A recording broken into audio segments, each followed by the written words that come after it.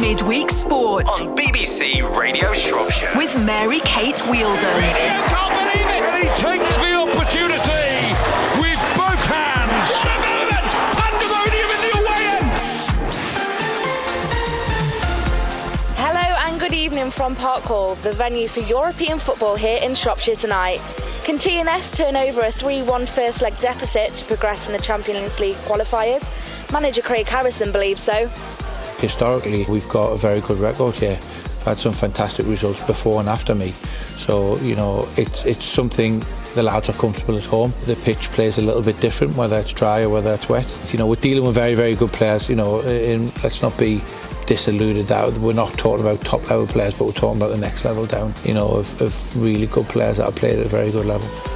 So what starting 11 is Craig Harrison picked to try and keep this tie live? Your commentator tonight is Nick Southall, and he has the team news. Well, there are three changes for the New Saints tonight. Out go McManus, who scored the goal in Sweden last week, so we believe he is an injury concern. Danny Redmond and Danny Williams as well are the other two who are on the bench tonight. In come John Routledge into midfield, also Ben Clark, and then up front to replace the injured McManus is Ryan Brobble. On the way before 7, you'll hear from goalkeeper Connor Roberts and defender Danny Davis. But first, we'll get some more on tonight's team news next.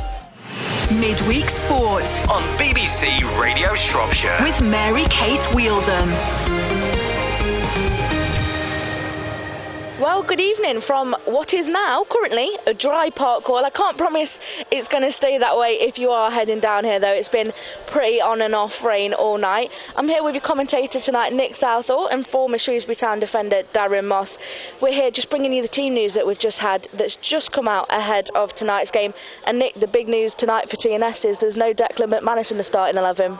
Yeah, Mary-Kate, it's a big miss for the New Saints tonight. I did hear a whisper yesterday that maybe Declan McManus would be missing tonight's game. They've named him on the bench. That may be a bit of kind of kidology, really, to keep it in the back of the Häcken manager's mind that McManus is on the bench. I'd be surprised if he came on. I think if he does come on, it's desperate measures for the New Saints. But yeah, picked up a knock recently, so he won't be starting. I'll be surprised if he features at all. So it's a big chance for Ryan Brobble, who came on as a sub last week. McManus, though, was picked out by their manager, Per Matthias Hogmo, for how well he played and how well he occupied the defenders. So a big loss for the New Saints. A couple of changes in midfield as well, and it seems that they are looking to ensure that they don't concede again in this tie, this second leg. So Routledge comes in, who's more of a defensive-minded midfielder, because they know that they're going to come under sustained pressure again, and if they concede another goal, the game's over. So I can understand what Craig Harrison has done there, and Ben Clark coming in as well. So Danny Redmond, who likes to be on the front foot, Danny Williams as well, we may see them in the second half. A quick word about BK Häcken. They name pretty much the same team apart from one change, and that means Tabo, who came on in that game in Gothenburg. He'll play centre-back instead of Sandberg. I thought Sandberg really struggled in that game alongside Hovland. So defensively, I think they are there to be got at, BK Häcken. The problem is, though, Mary-Kate, as you'll see tonight, they are outstanding going forwards. I mean, it's like shock and awe. In the opening 10 minutes or so, they are told to go and attack. Everybody be on the front foot, attack. They move the ball so quickly. And Craig Harrison said to me after the game there that this is the best midfield that his team have come up against in any kind of European competition. And bearing in mind, he's been in charge of a lot of games, and that involves some big clubs as well. Apoel, Nicosia, Slovan Bratislava. You know, that is praise indeed. And when you just look at it physically, not having Declan McManus, take away that he scored 29 league goals last season, when you just physically look at the difference between him and Ryan Brobble, McManus is a big target man for them if they are, you know, trying to break. Brobble isn't going to fulfil that role. They're going to have to play a different way without having McManus in. It's a real shame because McManus suits playing on the counter-attack. He's very good with his back to goal, but he's also very good at spinning off the shoulder of the defender and getting in behind the defenders. I think that is what Ryan Brobble can do, actually. Maybe doesn't have the same physical presence as what McManus has, but may have a bit more pace across the pitch to latch onto through balls down the channels. So that's what they'll be hoping for. And the New Saints have got to be effective on the counter-attack. That is so important for them because they, for large parts of this game, they're going to have to concede possession. They're going to have to soak up pressure. And it's how they attack on the counter-attack will deem whether they can get back into this game. You know, I don't think a 2-goal deficit it means the tie's over by any means, but I think that it's going to be extremely difficult against a side like BK Häcken, the Swedish champions, who are in hot form in their league again this year and looking for their second successive league title. I think they are such a quality team. I think it's a very tall order. Again, for Häcken, comes as no surprise. I know when you spoke to their manager, Per Mathias Hogmo, after the game, he said that Benny Traore was going to be back training with them this week. But no surprise that he isn't on the team sheet tonight. No, and we thought that move to Sheffield United was imminent last week. What we led to believe is that he had to return home to Africa for a family reason. And so I think that's probably what delayed things somewhat. So he didn't feature last week. We if you believe the press reports, he is due to sign for Sheffield United any day now. So no surprise that Benny Traore is not here. But they do have Amar Laouni, who is an exceptional striker. When he comes on later on, you'll think it's Ibrahimovic. He's got a very similar stature. He has his hair in the same style. His first touch last week was a shot on the volley from a position that nobody else would even consider taking the shot on, and it was very close to being a miraculous goal on his debut. And he scored 2 goals in stoppage time, coming on as a sub at the weekend in the Allsvenskan. They think he's the next best thing, so they'll get money for Traore, quite a bit of money I would have thought, and they think that Laouni is the next best thing for them. When I spoke to Craig Harrison yesterday at the press conference, pre-match press conference, he said if you were to compare Häcken to a team in England, he said there'd be a top-end Championship, lower-end Premier League side. So you can really see the quality that they are coming up against. The TNS players have just coming out to warm up. I can see Declan McManus on the pitch running around. He's in his kit. I know he's on the bench, but like Nick said, he is a doubt that he will play tonight. But he is here and he is warming up, so that will be a good sign for TNS fans. The Häcken players are yet to come out, so I've not quite seen this Ibrahimovic look-alike yet. I'll confirm with Nick if he actually does look like Ibrahimovic or if he's not very good at look-alikes. We'll find out very shortly. But there are fans coming in. I can see some Häcken flags going up. I think there's going to be about 150 fans coming today, and there is a reduced capacity as well with TNS putting up some more seating, so there's plenty of more people to come. Given the looks, the crowd is slowly filling up. If you're on your way here, then get in touch and let us know. Give us a text on 81333. Let us know what you think ahead of the game. If you are making your way here, it is dry, but if you do what I did and run back to the car to bring your anorak, I wouldn't blame you, because it has gone a little bit grey overhead. So if you are heading down, get in touch and let us know. Can TNS bring it back? That's what we're all waiting here to find out. Kick-off is about 45 minutes away now, but before that we'll be speaking to goalkeeper Connor Roberts. And when I spoke to him earlier this week, he said how proud he was of the team. He played a big role in keeping that score down to 3 last week. With 8 minutes of injury time, the TNS goal came under constant threat. Häcken had 22 shots on target in the game, and with all their goals coming in the first half, he told me how they're full of confidence going into tonight's game. We come up against a very good side. I think the budget there for the team is, a lot more than what we would have here, but not taking that away from them, obviously, to get paid a lot of money, but they're also very, very good players. probably one of the better teams that TNS have come across in Europe, I'd imagine. You look at the amount of internationals and the amount of games they've got in the top 5 European leagues, there is some top players in there, yeah. It gives you a chance to compete though against, the best teams that you can at that level. Oh, listen, I take away the result. It was a fantastic game to play in. I think if you asked the lads if they enjoyed the game, they'd be lying if they said that. Do you know what I mean? That it wasn't enjoyable. Apart from them being very good and obviously winning, there was 6,000-ish there, I think. Coming up against those type of lads is great, yeah. Obviously, you've said before, 3 goals conceded, but the amount of pressure they had, it was good to keep it down to 3. Oh yeah, and listen, the lads done brilliant. I don't have to run this, 10, 11 kilometres per game. I just have to stand there in the sticks and try and do what I can. But yeah, the lads defended real well. You've got to keep the focus though for the full 90 minutes. Yeah, of course, yeah. I think we were under the cosh for the last 8 minutes when he held up 8 minutes of added time. I looked at Astor's my centre half and I just went, oh no. But yeah, like I said, the game went on for a while. It was a lot of stop-start. We trying to take the sting out of the attacks a little bit. So yeah, it was a longish game as well, yeah. We saw their threats and how they like to break quickly. As a goalkeeper, you can see that coming as like the defence. Do you kind of communicate with them and you can see where the gaps are and stuff? Yeah, of course. If they can hear me, like I said, it was quite loud there. So, but their players are so fast and there's some things are happening that you didn't really see even happening, kind of thing. So they were, like I said, brilliant. Going forward, one of the best attacking sides I've seen, yes. So, like I said, we tried our best and hopefully we can do okay tomorrow. You spoke about that pressure at the end of the game and not conceding in the second half at all. Do you take confidence from that, from seeing what you came up against and, keeping that clean sheet in the second half? Oh, 1,000,000%. And I think not only that, though, even though we conceded 3 in the first half, again, the manner of the first goal was lucky-ish. Set play that we're not used to conceding, and I'm still adamant it's offside. If that VAR line was in line, I do think he is off. So if we look at that, of course you can take some confidence from that, yeah. That was TNS goalkeeper Connor Roberts there. I'm here tonight with former Shrewsbury Town defender Darren Moss. Darren, 22 shots Häcken last week to TNS's 5. If you want to win a game, you've got to get that down.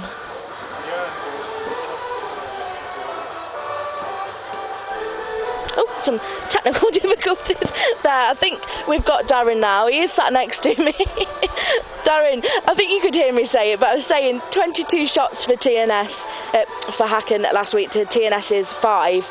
If they want to win the game, they've got to get their chances under control.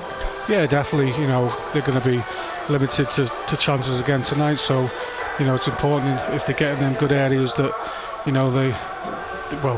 they hit the target for the first thing, and hopefully they'll get some chances early on. We've seen the Häcken team come out and they're all touching the grass and feeling it. It is the same surface as they've got over there. They've both got artificial surfaces, but I know the Häcken players and fans were praying for rain today, which might seem a little bit strange, but it's because they said it makes the ground quicker, which is what TNS didn't want. Yeah, that's right. Like you say, it has rained here today, so that might help them. They'll be able to move the ball a bit quicker because, a lot of teams that come to TNS do say that it's quite slow to play on, so I think the rain will help them, and I think it's actually raining as we speak. And that's what we discovered last week, and what Craig Harrison has said from before the first leg, that they know how Häcken will want to play. They're going to want to play on the counter-attack. They're going to play fast-flowing football, and if it does rain, as it looks like it might start to spit, this isn't what they're going to want. No, of course, but they've got to deal with that as well. It's going to be an interesting first 20-25 minutes of the game. I think TNS have got to try and soak as much pressure as they can, try not to concede, and then hopefully build into the game and try and get some chances themselves. As a player yourself, when you are coming into a game and you're behind, what's the mentality like? Do you have to put it to the back of your mind? I think so, yeah, especially at this level. Like you say, they're a great outfit. They play some great football. They've got international players, so I know it's only a 2-0 deficit, but they've got to be careful as well, because if they do concede, then it's going to be a long game. And does it play in your mind after last week when they were 2 goals down within 15 minutes? do you have that carryover feeling of we can't let that happen again? Because if they concede too early tonight, it's going to be game over. Yeah, definitely. I think they'll have that in the back of their minds as well. You know, it was a great start last week by Häcken, and like you say, 2-0 down after 12 minutes, and they did get a goal back, but then they conceded again straight after that. So they'll always be thinking of that in the back of their minds. But I'm sure the manager will get them pumped up in the dressing room, and hopefully they'll start bright in the first 10-15 minutes. Well, we're trying to stave the rain off just a little bit longer for TNS tonight, but the clouds have gone a little bit grey here as more fans continue to come in. The Häcken team still haven't come out to warm up yet. The goalkeepers are out there in, we won't miss the Häcken goalkeepers because they're in a very, very fluorescent orange kit. I assume they'll be playing in their home kit, which is yellow and black. So we've got quite a colourful evening tonight with TNS in their green and white and the TNS in their yellow and black with their fluorescent orange goalkeeping kit. So we won't miss any of that tonight as the fans continue to come in. So we're expecting about 150 fans to make the trip over from Gothenburg. There are no away goals tonight for TNS, so they will have to win by 3 clear goals. It may seem like a big task, but it has happened to Häcken before. Last season, they were 2-0 up against Aberdeen after the first leg. Aberdeen went on to win the second leg 5-1. And Nick Southall has been speaking to Häcken manager Per Mattias Hogmo. Well, we are winning 3-1 against a hard-working team. We created a lot of chances. Of course, you could love to have some more goals, but really good goalkeepers saved them. So I'm pleased with the performance. We look back at Europe last year against Aberdeen, and you won here 2-0, and then we know what happened after that. What's it like having a 2-goal cushion going to the away leg? That was important for us. If you look at the result now, in all the games, it's really tight. It's one win or draw, or international football get really, really tight. All the teams are well organized. So it's important to be patient, to be concentrated, and dealing with this different part of the game. And in that aspect, bring us into a good situation before the next game. You've had success in Europe in the past. You managed to get through with Rosenborg. You know what it's like. You've got a bit between your teeth, especially at Häcken here. This is quite a project you've got. It's going really well. Yes, we've been working since we had this tough year when I came here, and we were in the bottom of the league, and we came up in a safe place and started to develop this way of playing, offensive 4-3-3. Of course, we were winning the league and take the double this season. And we go on work every day to try to do some small details better, and then to improve our way of playing. A lot of good players, and what make me happy is to see the way individual and the team are developing from week to week. Häcken boss Per Mattias Hogmo ahead of tonight's game. They'll be looking to avoid a repeat of last season, where they had a 2-goal lead in the first leg before losing 5-1 in the second. Nick, it wouldn't also be unheard of for TNS to come back from a first leg defeat. Yeah, I remember the matchup against the North Macedonian champions Skendia, and we went to Skopje and we saw a 5-0 thrashing, and Skendia were a good team. So we came back here to Park Hall, obviously thinking the tie was over, only for TNS to win 5-0 here to make it 5-5, and but then sadly they went out through extra time. But I don't think that's going to happen tonight, because this is a different level of opposition really with Häcken. To beat the likes of Malmo to the title, Elfsborg as well, IFK, Gothenburg, there are some good teams in that league. I think it's pretty strong, the Allsvenskan. If you look in the Scandinavian countries, I would say it's stronger than the Norwegian league. They've got clubs like Rosenborg and Molde, which was the home of Ole Gunnar Solskjaer. The Danish league is probably similar. You've got the champions who are normally there, Copenhagen, Midtjylland as well, who TNS have played in Champions League football. but this is an altogether different team. You know, Häcken, the manager Hogmo did well to keep them up when he first joined a couple of years ago, and they've gone from strength to strength. This is their first ever tie in the Champions League qualifiers. They've played in Europe before, but not qualified for the European Champions League qualifiers. So a big moment for them, and you can see with the team that they've gone with, only one change.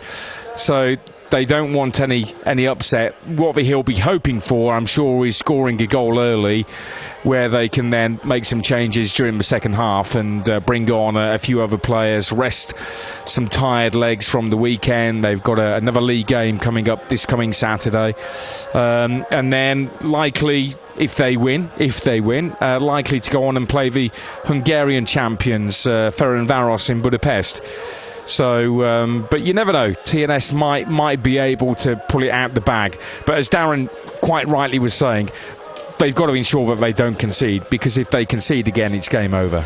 You were out in Gothenburg last week, and coming through the radio was such a fantastic atmosphere. It was so loud, and it's going to be different tonight because the capacity is reduced. There will be a lot less people here. There will only be 150 Gothenburg fans. I can see them already though, so you know they're going to be loud, but they aren't going to be 5,000 or 6,000 strong loud. Do you feel like maybe the atmosphere helped them a little bit last week and they won't have that tonight? Yeah, it's very vibrant atmosphere there. It feels like we're back in Gothenburg because we've got Coldplay on the tannoy, and Coldplay were playing in Gothenburg on the same night. So, you know, but yeah, they were fantastic. You know, they've got what they call their ultra supporters, and they get whipped up by a couple of people who have like a loud hailer. And they don't watch the game. All they're there is kind of orchestrating this chanting and singing during the game. So it's a brilliant atmosphere, which you tend to find in Europe. But yeah, I think it will be slightly easier for the New Saints here tonight in not having to worry in playing in a cauldron like they did last week. We might have a little bit of the Welsh equivalent though. We have seen what looks to be a choir preparing, so we might have something similar going on. I think it's a male voice choir from the valleys somewhere. So I think they'll be doing their best to stir up the emotions before kick-off. Let's hope it works. Is this the equivalent of the TNS Ultras? Well, yeah. Up in the choir. It could well be. I think it'd be a very different style. A very different style, but a game we're very much looking forward to here on BBC Radio Shropshire. As fans continue to come in, the Häcken players are out warming up now. They came out, and it was like when you see all the photographers are gathered round taking pictures of the players coming out. We've got the referees warming up. They're in quite a bright blue as well. We've got all the colours this evening.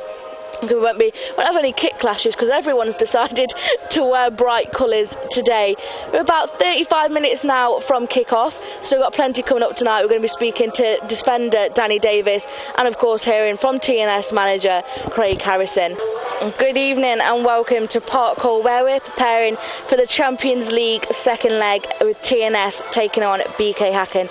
They're trailing 3-1 from the first leg, but they've still got 90 minutes to play and overturn this game. There is no away goals though tonight in the Champions League, so if they score twice or the scores are level at full time, we will go to extra time and penalties. So we could be in for a long night, but if it gets that far, an exciting one for TNS. Fans are slowly starting to make their way in. The players are out warming up.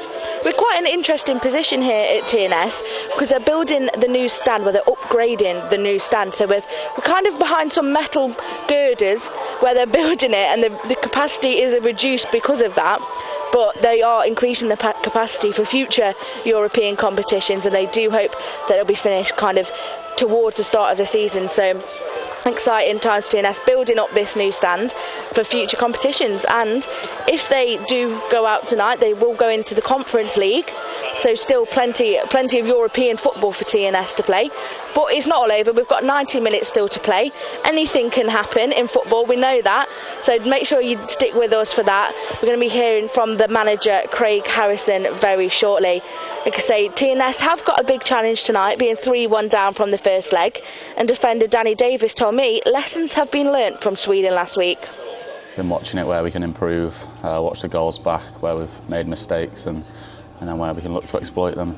Do you feel like you've learned a lot as well from that first game? Yeah, definitely. You know, it's the unknown going into the first game. You never know who their best players are. You know where their strengths are and stuff like that. So, you know, now that we know that, we can touch up on the little things, and we know their weaknesses as well, and where we can look to get back in the game, hopefully. You say it's only half time in the tie. Do you break it down as two separate kind of games and work on it from that? Yeah, kind of. Yeah, we just home advantage. We've always been quite good at home in Europe, so that'll definitely be a big advantage to us and an added bonus to try and get back in the tie. Yeah. And you won every league game here last season, so the place is obviously full of confidence for you. Yeah, we've always done well at home. You know, it's even in Europe.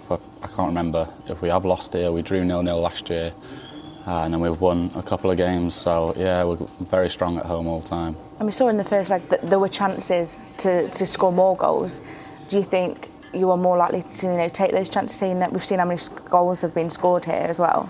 Yeah, we've watched today, looking to where we can create the chances. I don't think we had many chances away, but we took the good one, luckily. Great finish by Deck. So yeah, we've just been working on where we can look to create a few more chances, and then we have to be clinical if we get in them areas and hopefully get some more goals, yeah. Just to break down kind of last week, it was the 2 quick goals.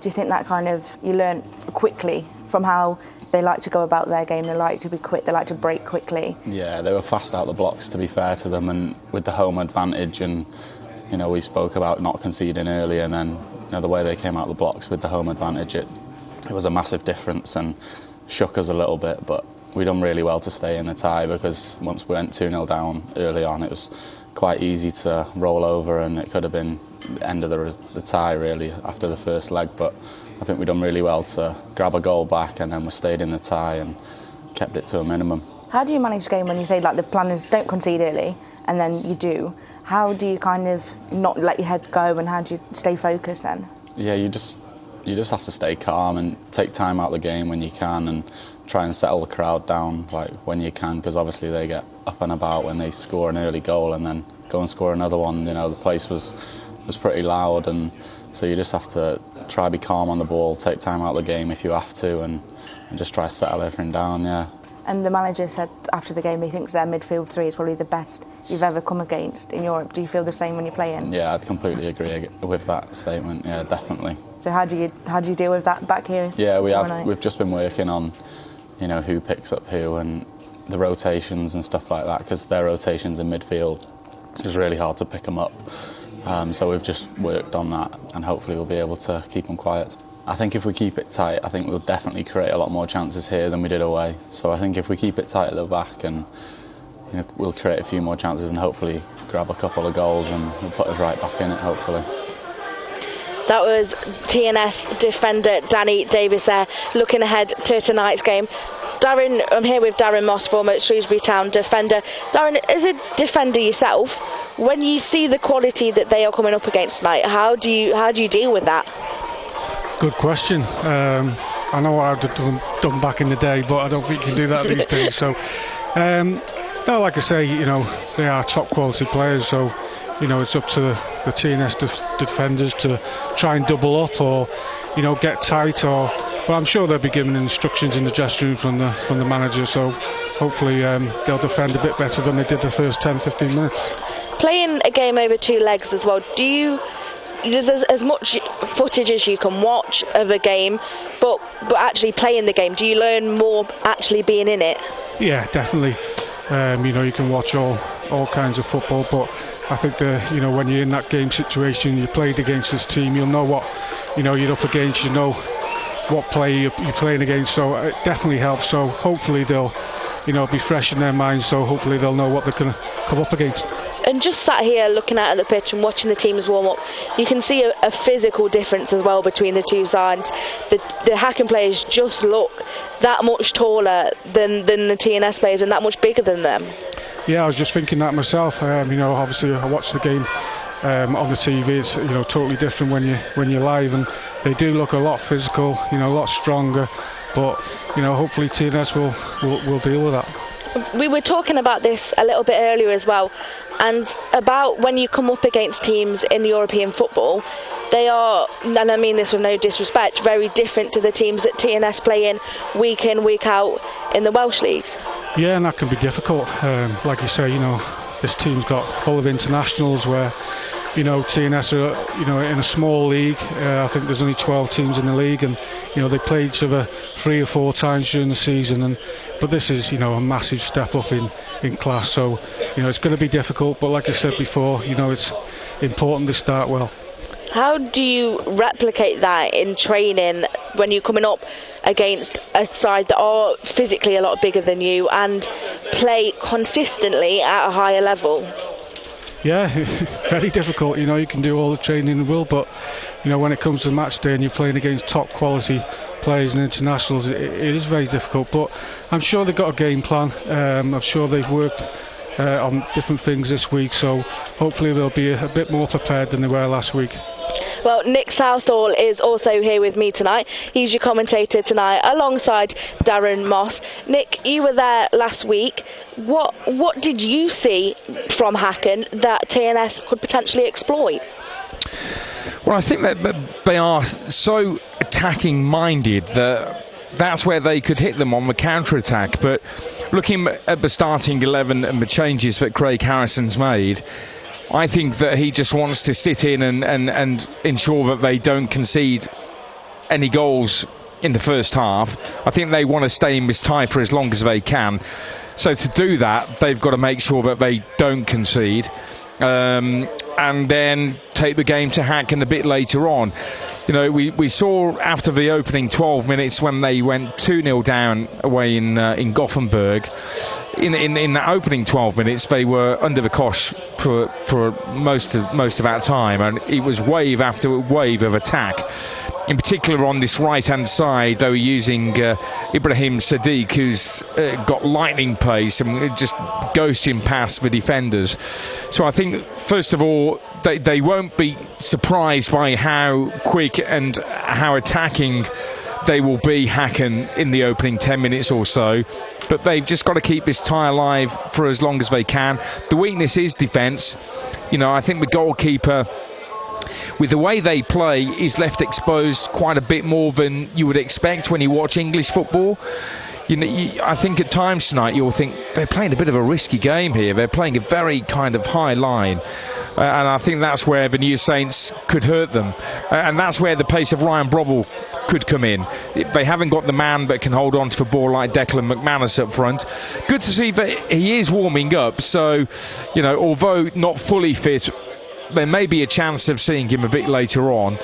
But yeah, defensively, I thought Sandberg, who's been dropped, he's on the bench, didn't have the best of games last week, but he's been replaced by Thibaut, who's very good, very athletic, very quick. So that's a good change for Hogmo, the manager of BK Häcken. I think what came as a surprise, it seemed, last week for Häcken as well, was the way that TNS slowed the game down. They didn't seem to enjoy the fact that TNS may have bought a few seconds, as we personally are accustomed to, watching English football and Welsh football week in, week out. We are accustomed to seeing teams slow the ball down and the goalkeeper, I'm going to take it from the other side. They didn't seem accustomed to that. That didn't go down very well. No, and I went for a coffee the next day with a Häcken fan, Samuel Lang, and we spoke quite a bit with Sam last week, and I said this to him. I said, your players seem to be complaining all the time about possible time wasting and game management kind of things, in going down and trying to take the sting out of an attack. And he said it does happen, but not to the extent that TNS did it last week. But it didn't feel like it was excessive to me. So it just it's a difference in footballing cultures, and I don't think that they like the physicality either. You wouldn't think so when you look at them. I mean, they look like giants and real athletes. You got the Gustafsson twins, one of which play for Torino in Serie A. You know, they've got players that played for Ajax, Eindhoven, international players as well. So you would think that they're used to the rough and tumble of it. But they didn't like some of the fair challenges that went in. So if you go in hard, it leave an early impression, as I'm sure Darren Moss used to do quite a bit in his career. Very good footballer as well, though, Darren. And they don't like it. They get rattled. And I think actually the second half was very well managed by Craig Harrison, and it shows you they can go that length of time without conceding. Well, I'm glad you've mentioned the Gustafsons, because this is something I mentioned to you earlier, and you blamed Scott Harris, who was your summariser. He was your summariser last week, and a particular line that stuck with me was the Gustafson twins. They are the same age. Yeah, that stuck with me last night. I picked him out on it on commentary. Blaming Scott Harris because he's not here this 100%. evening. He's actually watching. Is it Mousehole or Mousehole in Cornwall? He's watching them tonight. He's on holiday and gone to watch Mousehole play in Cornwall. Well, it's near Paynton. They might have better weather, but I think we've got a better game tonight, hopefully. Well, they'll be glad that it's not raining, because as we mentioned earlier, the Häcken feel that this pitch is a bit too slow, and on their pitch, which is artificial as well, one of I think only 2 or 3 clubs in the Allsvenskan Swedish top flight only have artificial pitches, but they are. I'm not sure if you call it water-based, Darren, or not, but they have sprinklers to try and keep it a slick surface, but they don't have that here at TNS, so they hope that will just slow down the pace of the attack from Häcken. Well, the rain has held off so far, so TNS will be very, very happy about that. We're about 18 minutes now from kick-off. There's more fans coming in. We're stood on a balcony this evening, and fans are kind of filling up in front of us. We've also got some interesting chairs in front of us. We've got the Champions League, we've got the UEFA doping control sat in front of us, and I can't read the next one, but it seems like we're going to be sat with some very official people this evening. So we're sat in the lofty heights here at Park Hall preparing for tonight's game, and I dare even say that it looks like the sun may be coming out, but we'll keep our fingers crossed. I'm touching wood that it's the sun coming out. They've got the floodlights on already, so that might be helping, but hopefully these grey clouds are passing if you're on your way down here, and the sun's coming out. If you are on your way down, drop us a message on 81333. Start your message with the word Shrop, or if you're listening from home, let us know your thoughts ahead of tonight's game. Can TNS get back into this? Send us your score predictions. Let us know what you think. Coming up next, we'll be speaking to TNS manager Craig Harrison. Good evening from Park Hall, where we're building up to tonight's Champions League first qualifying round, second leg of TNS versus BK Häcken. TNS are looking to overturn a 3-1 defeat in the first leg. I'm here with your commentators Nick Southall and former Shrewsbury Town defender Darren Moss, who are your commentary team taking you through tonight's game. If you're just tuning in, we'll just have a quick recap of the team news tonight, and there's some big news for TNS as well tonight, Nick. There is no Declan McManus, who scored against the Swedish champions in Gothenburg last week. He has an injury. He is named on the bench. We're not quite sure how fit he is, though, whether we'll see him feature at all this evening. Craig Harrison has made 3 changes to the side that played over in Sweden and lost 3-1 in the first leg of this first qualifying round in the UEFA Champions League. So John Routledge, more of a defensive-minded midfielder, comes into the team. Ben Clark as well, another change in midfield, and Ryan Brobble will play up front. So the TNS team is Roberts in goal, Davies at left back, Pask at right back, Marius and Assels in the centre of defence. Then 3 in midfield. They're matching the 4-3-3 of BK Häcken. Clark, Routledge and Smith. Williams and Daniels are either side of the striker Brobble down the centre, who's replaced McManus in the starting 11. BK Häcken, they make 1 change to their team. Tabo has replaced Simon Sandberg in the heart of their defence. Their goalkeeper is Abrahamsen, and then at right back the 6'3" fullback Fridriksson, Lund left back, Hovland and Tabo the centre halves. Then this is an exceptional midfield. They've got Rygaard, who scored last week, and the Gustafsson twins. And then up front, down the centre, Tripsevsky from North Macedonia, Sadiq to the right of him, and Sana, that played for Ajax and Malmo, to the left. It's that midfield though, Mary Kay, which is so good, of Rygaard and the Gustafssons, which is really where BK Häcken won the first leg. The referee tonight is from Croatia, and it's Dario Bell. They're your two teams for tonight's game. 14 minutes till kick-off here at Park Hall. It is a 7 o'clock kick-off tonight, so make sure you don't go anywhere, as we'll be handing over back to Nick Southall and Darren Moss for that one. BBC Radio Shropshire Sports.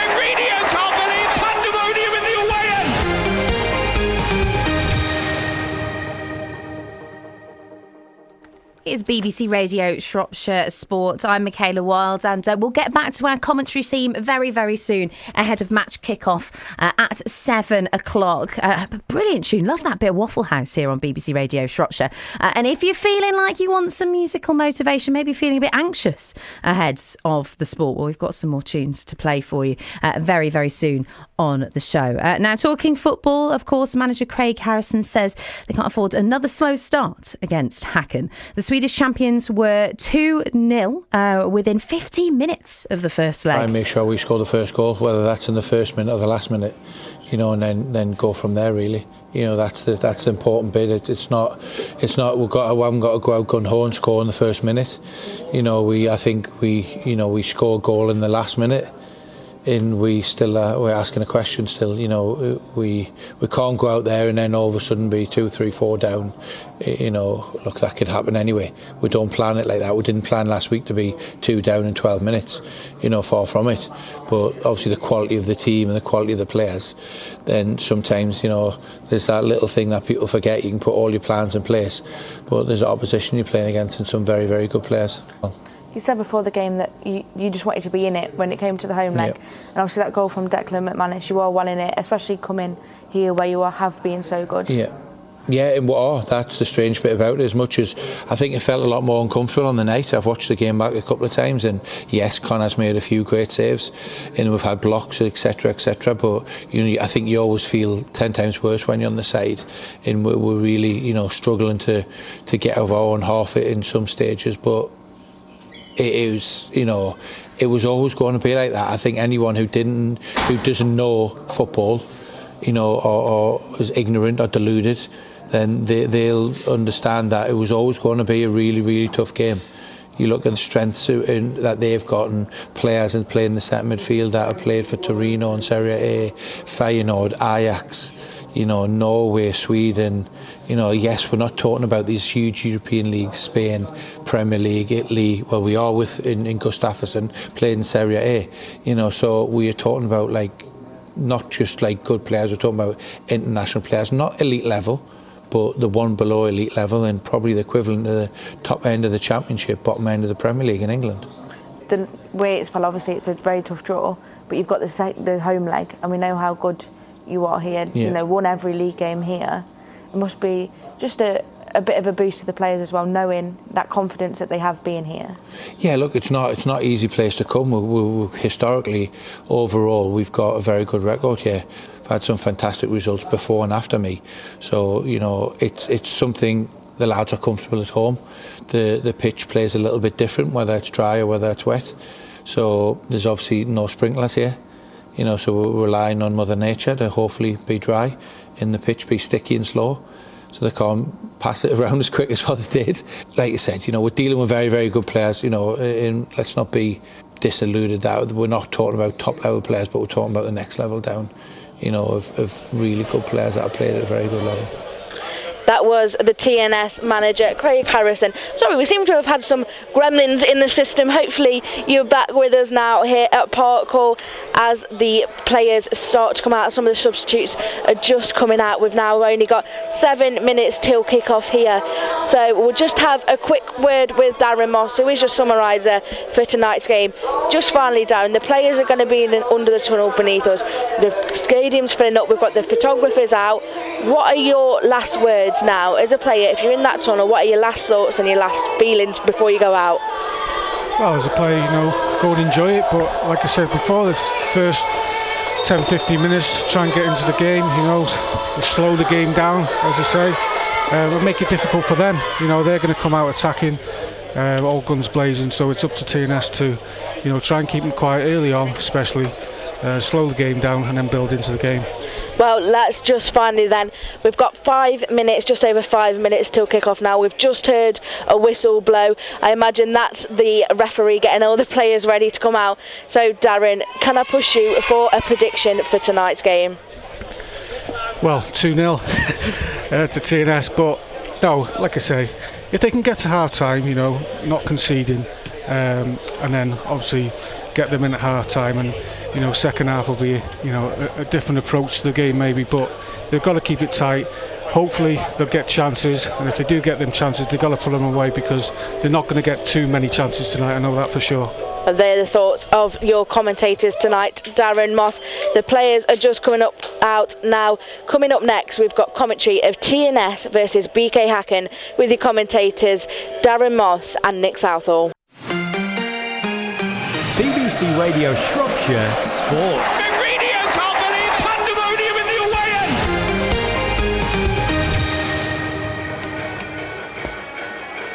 Well, welcome to Park Hall for tonight's game. Welcome to Park Hall for tonight's game. This is the UEFA Champions League, the second leg. They were 3-1 down after the game in Sweden last week. Can the New Saints overcome a 2-goal deficit to get themselves a win against the Swedish champions? Alongside me is Darren Moss. Lots of technical gremlins here tonight, Darren. I think we've just about managed to do it while meaning to be on air as well, so we've done a very good job to sort it out. Is it your first taste of European football with the New Saints? Yeah, it is, first one, so I'm really looking forward to it, looks like there's a good crowd in and very vocal behind the goal, so it'll be an interesting evening. Well, the two teams are lining up in the tunnel below us, and what do you make of that first leg? You managed to see some of the game, didn't you? Yeah, I was very impressed with the football Häcken played. They've got some very attacking, talented players, but they like to get the down ball and play. But the same for TNS, they've been for years and years and years, like to play the right football, get it down, play from the back. So, it's going to be an interesting evening for both sets of teams. Well, the two teams are lined up in front of us. There seems to be a big difference in physicality. Yeah, definitely. Like we said in the warm-up, the Häcken players are very physical. A lot of height in their team, so it's important that TNS look at that, especially with set pieces. I know they conceded from the set piece on Wednesday, so hopefully they've looked at that and they'll do a job tonight. Well, the two teams have lined up, they've had their photographs taken, and now they will take to their positions. The referee tonight is Dario Bell from Croatia. And the New Saints heading back here after last week's 3-1 loss in Gothenburg. But they could have scored another goal. They had some more chances. Both Danny Redmond and Dec McManus had opportunities to have made it 3-2. That said, Häcken also had lots of shooting chances as well. Connor Roberts, the goalkeeper, was exceptional last week. He's going to be very busy again tonight, Darren. Yeah, certainly. He's a good keeper, and like you seen at the end of the game on Wednesday, he made 3 or 4 very good saves to keep the tie alive. So yes, he's going to be very busy tonight, but that's his job, I guess. But the referee is telling the two teams to switch, so BK Häcken will be kicking from our left to right, we think. The referee may have been slightly premature then, because he's told them not to switch just yet. The two captains have met on the halfway line. It normally happens in the centre circle, but for some reason it's happened right in front of the players' tunnel. But it seems that the New Saints will be kicking from our left to right in this first half in their green and white hoop tops, white shorts and white socks. BK Häcken in yellow and black striped tops, black shorts and black socks here this evening. And both managers agree the tie is still very much alive, but it would be a big upset if TNS can overturn this 2-goal deficit to go on and beat the Swedish champions. The winners tonight are likely to play the Hungarian champions Ferencváros in the next round. The first leg there in Budapest. The losers will drop into the UEFA Europa Conference League and play either Slovan Bratislava from the Czech Republic or Swift Herisbrand from Luxembourg. Well, we're underway then, but the New Saints against BK Häcken in this UEFA Champions League qualifier, second leg, and the New Saints are trailing by 3-1. Sprinkling of rain just starting to come down here. The floodlights are on, and BK Häcken have the ball on the halfway line, and TNS are expecting to do a lot of defending tonight. They can ill afford to concede early on. An opportunity already, and Connor Roberts has to come out and deny a shooting chance there. That was a lovely move by Sana, the former Ajax attacking midfielder, and Roberts was equal to it, but it shows you how good they are on the ball there, Darren. Yeah, it's a great break forward. He's just slipped it inside and he's unlucky there. I think he was offside, to be honest, but we've got to be aware of that, especially down the sides, especially with the wingers with the speed, and yeah, they were very lucky there.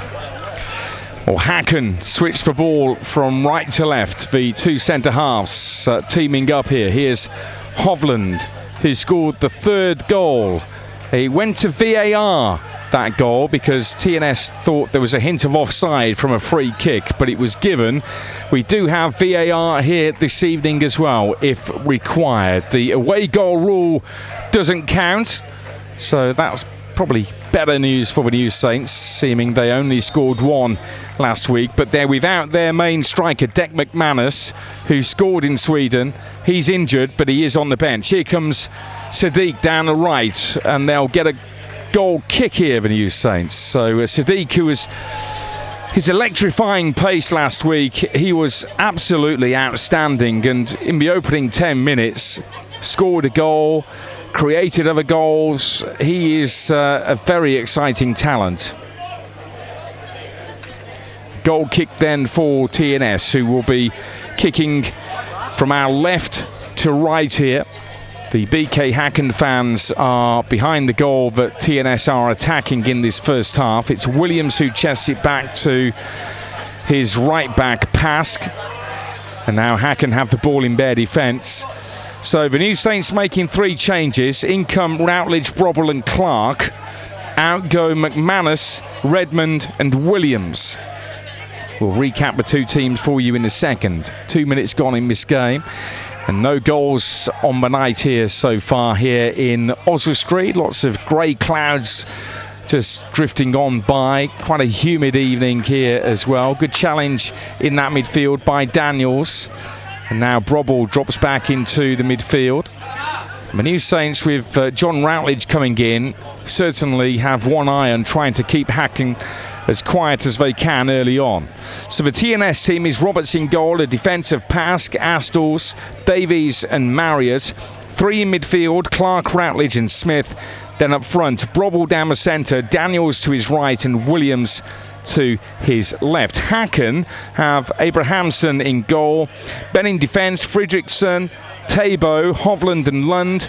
In midfield, Rygaard, the Gustafsson twins, and then Sadiq and Sana either side of Trepsky. Here's Tabo now, as you would expect, they're having a lot of the ball at BK Häcken. Here is Hovland, whose brother, Victor Hovland, is the famous golfer that's played in the US Masters and the Ryder Cup for Team Europe. He passes it into Rygaard, who I think was man of the match in the first leg last week. Darren, a very experienced midfielder. What have you made of Häcken so far?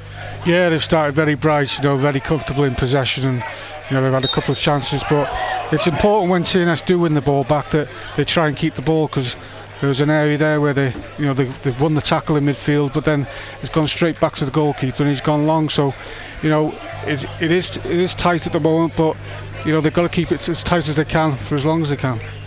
Well, the referee Dario Bell has given a free kick for Häcken just inside the TNS half, and again, they very rarely play the ball into the box. They'll just look to pass it around if they can, and it's played out to the far side.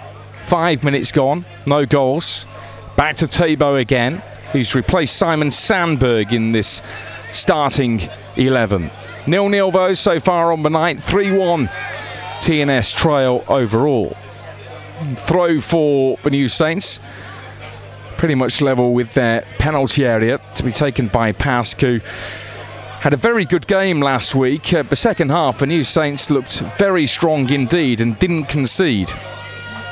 In the first half, that was when the damage was done by BK Häcken. And their fans made lots of noise last week and trying their best to make some noise here as well. Just over 100 of them over in the far right-hand corner of this Park Hall Stadium. The rain seems to have relented, but Häcken are on the ball once again, passing it around. Switch to Tabo. The ball bouncing across this artificial pitch into Gustafsson, who played for Torino in Serie A. Is Tabo. Gustafsson into the left channel to his twin brother.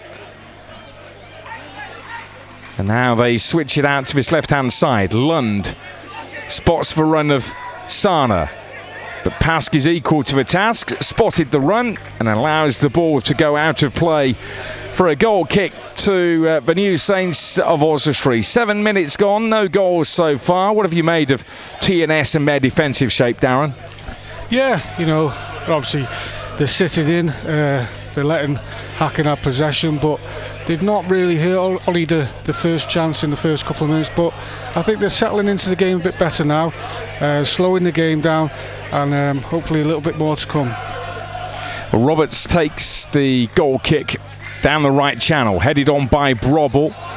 Lund cuts across his path and clears into the TNS half. The ball's met by Astles, and Josh Daniels, who's got a black bandage wrapped around his forehead following a collision in that first leg, bravely went to head the ball.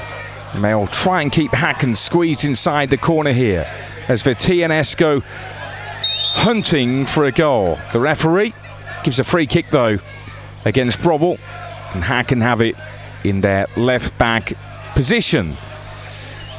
We know that the New Saints have played many times in Europe. This is their 23rd consecutive year playing in Europe. This year does feel different. There is a real air of anticipation.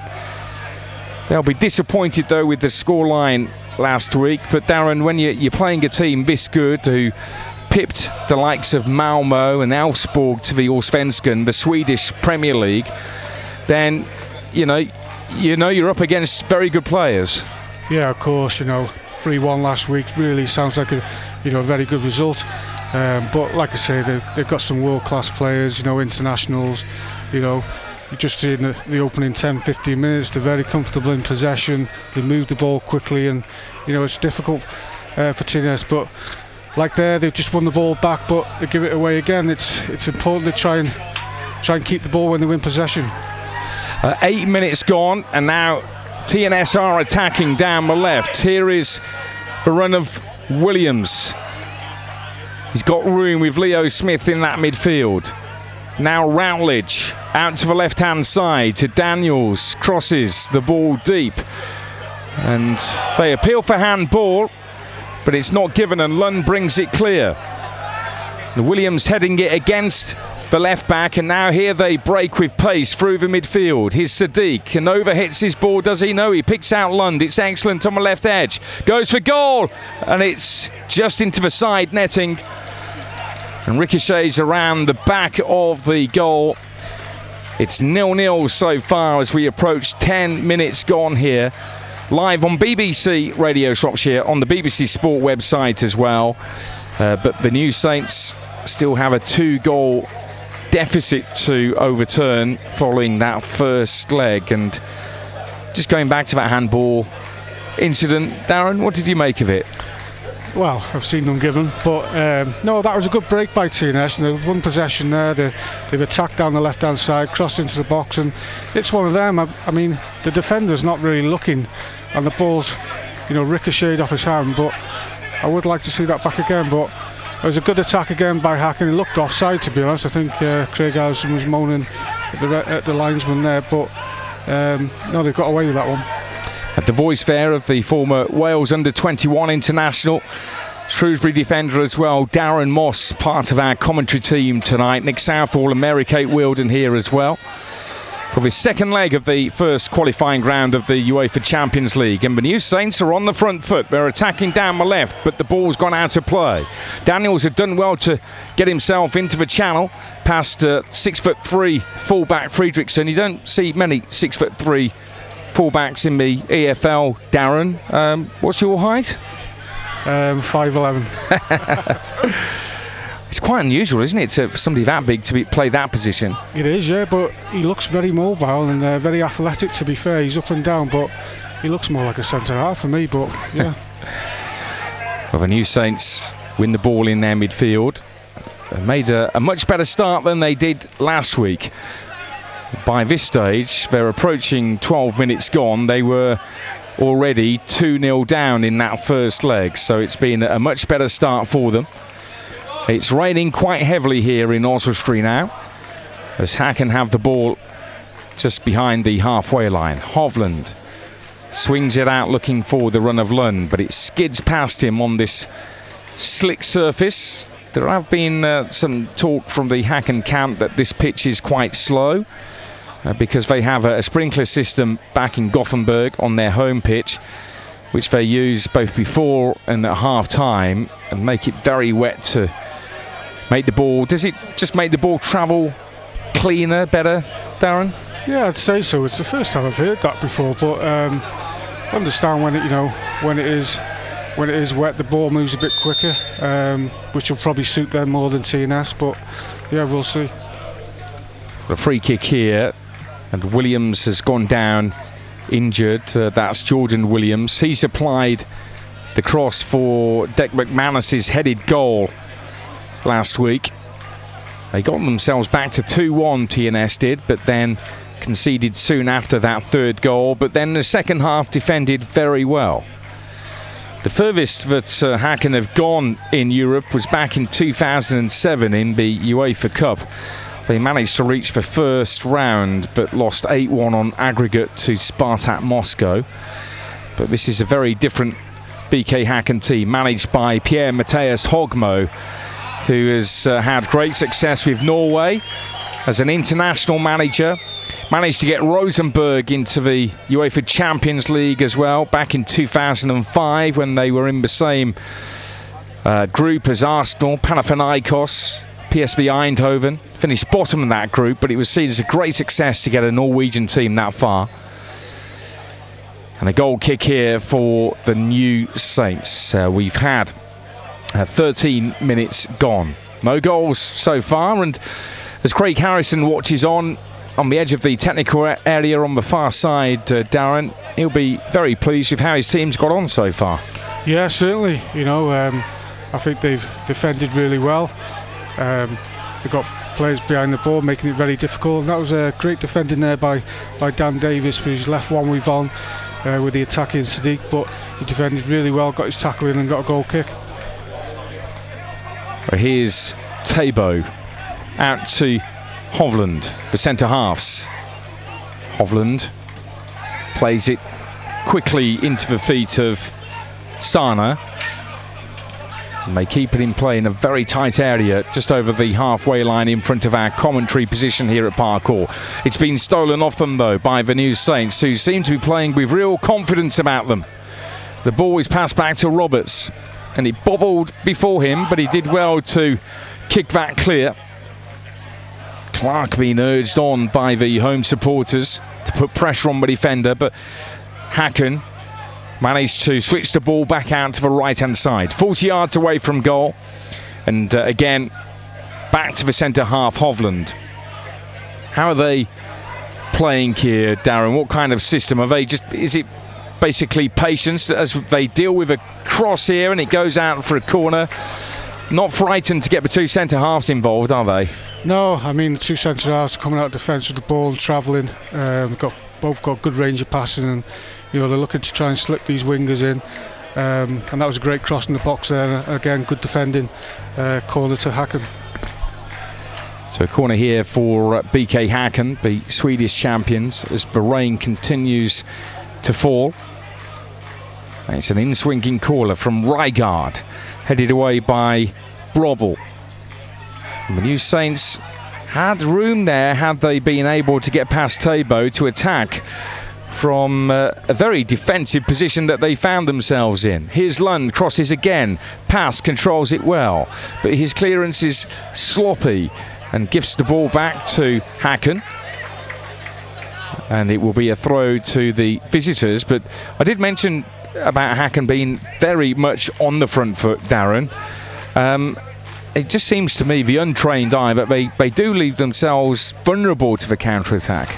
Yeah, there was an opportunity there. I mean, if TNS would have got hold of the ball there, they could have broke. So I think that's important when TNS do win possession and they do go on attack on the attack, that they try and get the ball wide, because they've had a couple of opportunities in this game from wide where they got crossed into the box. So I think that's an area which they'll look to attack. Another goal kick for the New Saints, so it's going to plan so far for the New Saints. Craig Harrison, their manager, bringing in John Routledge, so that was certainly to try and shore up that midfield. I think they were caught. I'm not sure really it's fair to say that they were caught napping in the opening 12 minutes in Sweden last week. It's just that BK Häcken was so good.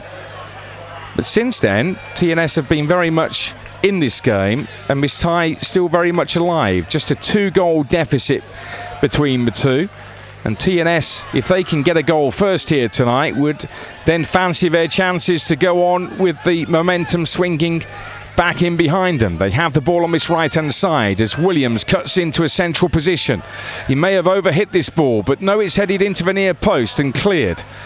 And TNS didn't quite have enough players in dangerous areas to have hurt Häcken on the attack, as now Häcken switched the ball out to his left-hand side to Sana, chipped over the top. It's a lovely run by Gustafsson. He tries to lift it over the keeper, but Roberts does well. Darren Moss, our cell riser, alongside me, Nick Southall, here on BBC Radio Shropshire. 0-0 on the night, 3-1 down TNS on aggregate, but again we saw Connor Roberts doing well. Yeah, it's great. I think, to be fair, Chris Marriott's done really well there defending. He's come across, read the situation really well. A little bit of a shoulder barge, but the keeper's done well coming off the line and clearing up. Well, TNS are really looking to press Häcken when they can, and they're playing some good football as well. So, as both managers stressed before this game, this tie very much not over at this stage. If Häcken were to score again, then it would be an uphill struggle. Now, Williams judged to have fouled the Häcken midfielder there, and a free kick on the edge of the centre circle. You could see Harrison frustrated with the fourth UEFA official with that. Those tend to be just let go in the EFL, don't they, Darren? Yeah, I think that was called fair contact. A blatant foul, to be honest. So did you? I don't know what he's moaning about there, but yeah, I think he's gone down very easy, but there is contact. Yeah. Well, here's the ball into Gustafsson, and now to Sana, left channel. Chips it in, dangerous moment here, and the shot from Sadiq, and he scores into the bottom right-hand corner. Ibrahim Sadiq with the shot, and that makes it now 4-1 on aggregate, and Häcken lead 1-0 on the night here in this Champions League qualifier, and it seemed a very sloppy goal for New Saints to give away in a position really where you don't back him to score. No, I mean, it's got headed out, but I think took a deflection, has it? It sort of took an age to go into that far post, but he hasn't caught it sweet, but yeah, it's just trickled in the corner. That's very disappointing, that, from TNS point of view. Well, 20 minutes gone. He scored the first goal last week, Ibrahim Sadiq, and he scored the first goal here tonight as well. So the New Saints now 4-1 down on aggregate, which is a real shame because they got 20 minutes into this game and executing the game plan that they would have worked on between the two games over the last few days, and it was going really well. Yeah, as I say, it's very disappointing to concede there, because I think, after the first couple of minutes of this game, they settled into the game, they got a bit of possession, and they're on the break now. Well, chance for Clark. He's found some room, plays it into the channel, but Williams wasn't up with the speed of the attack from Clark. Häcken give it away. It's Routledge who heads it forwards.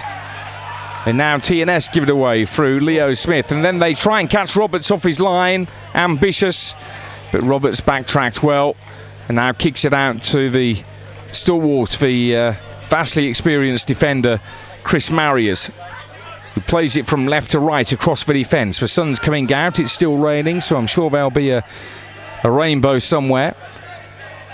And here's Marriott into the midfield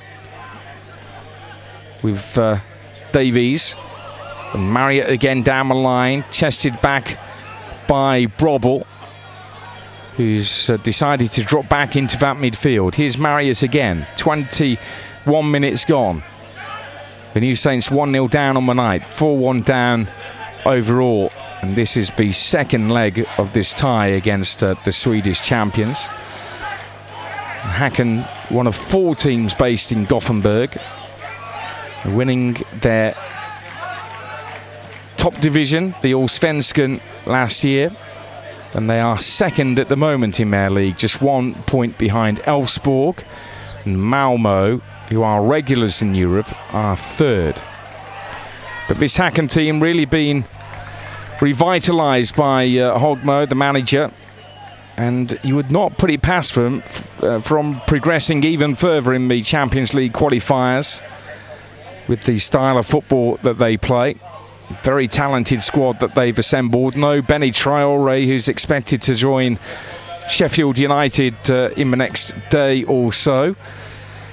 But they have brought in Aimer Launi, who's joined from the A-League in Australia, Western Sydney Wanderers, and they expect him to be a very similar player, impact player, as Traore. Scored 2 goals in their league game at the weekend in stoppage time, and we may see him in the second half here.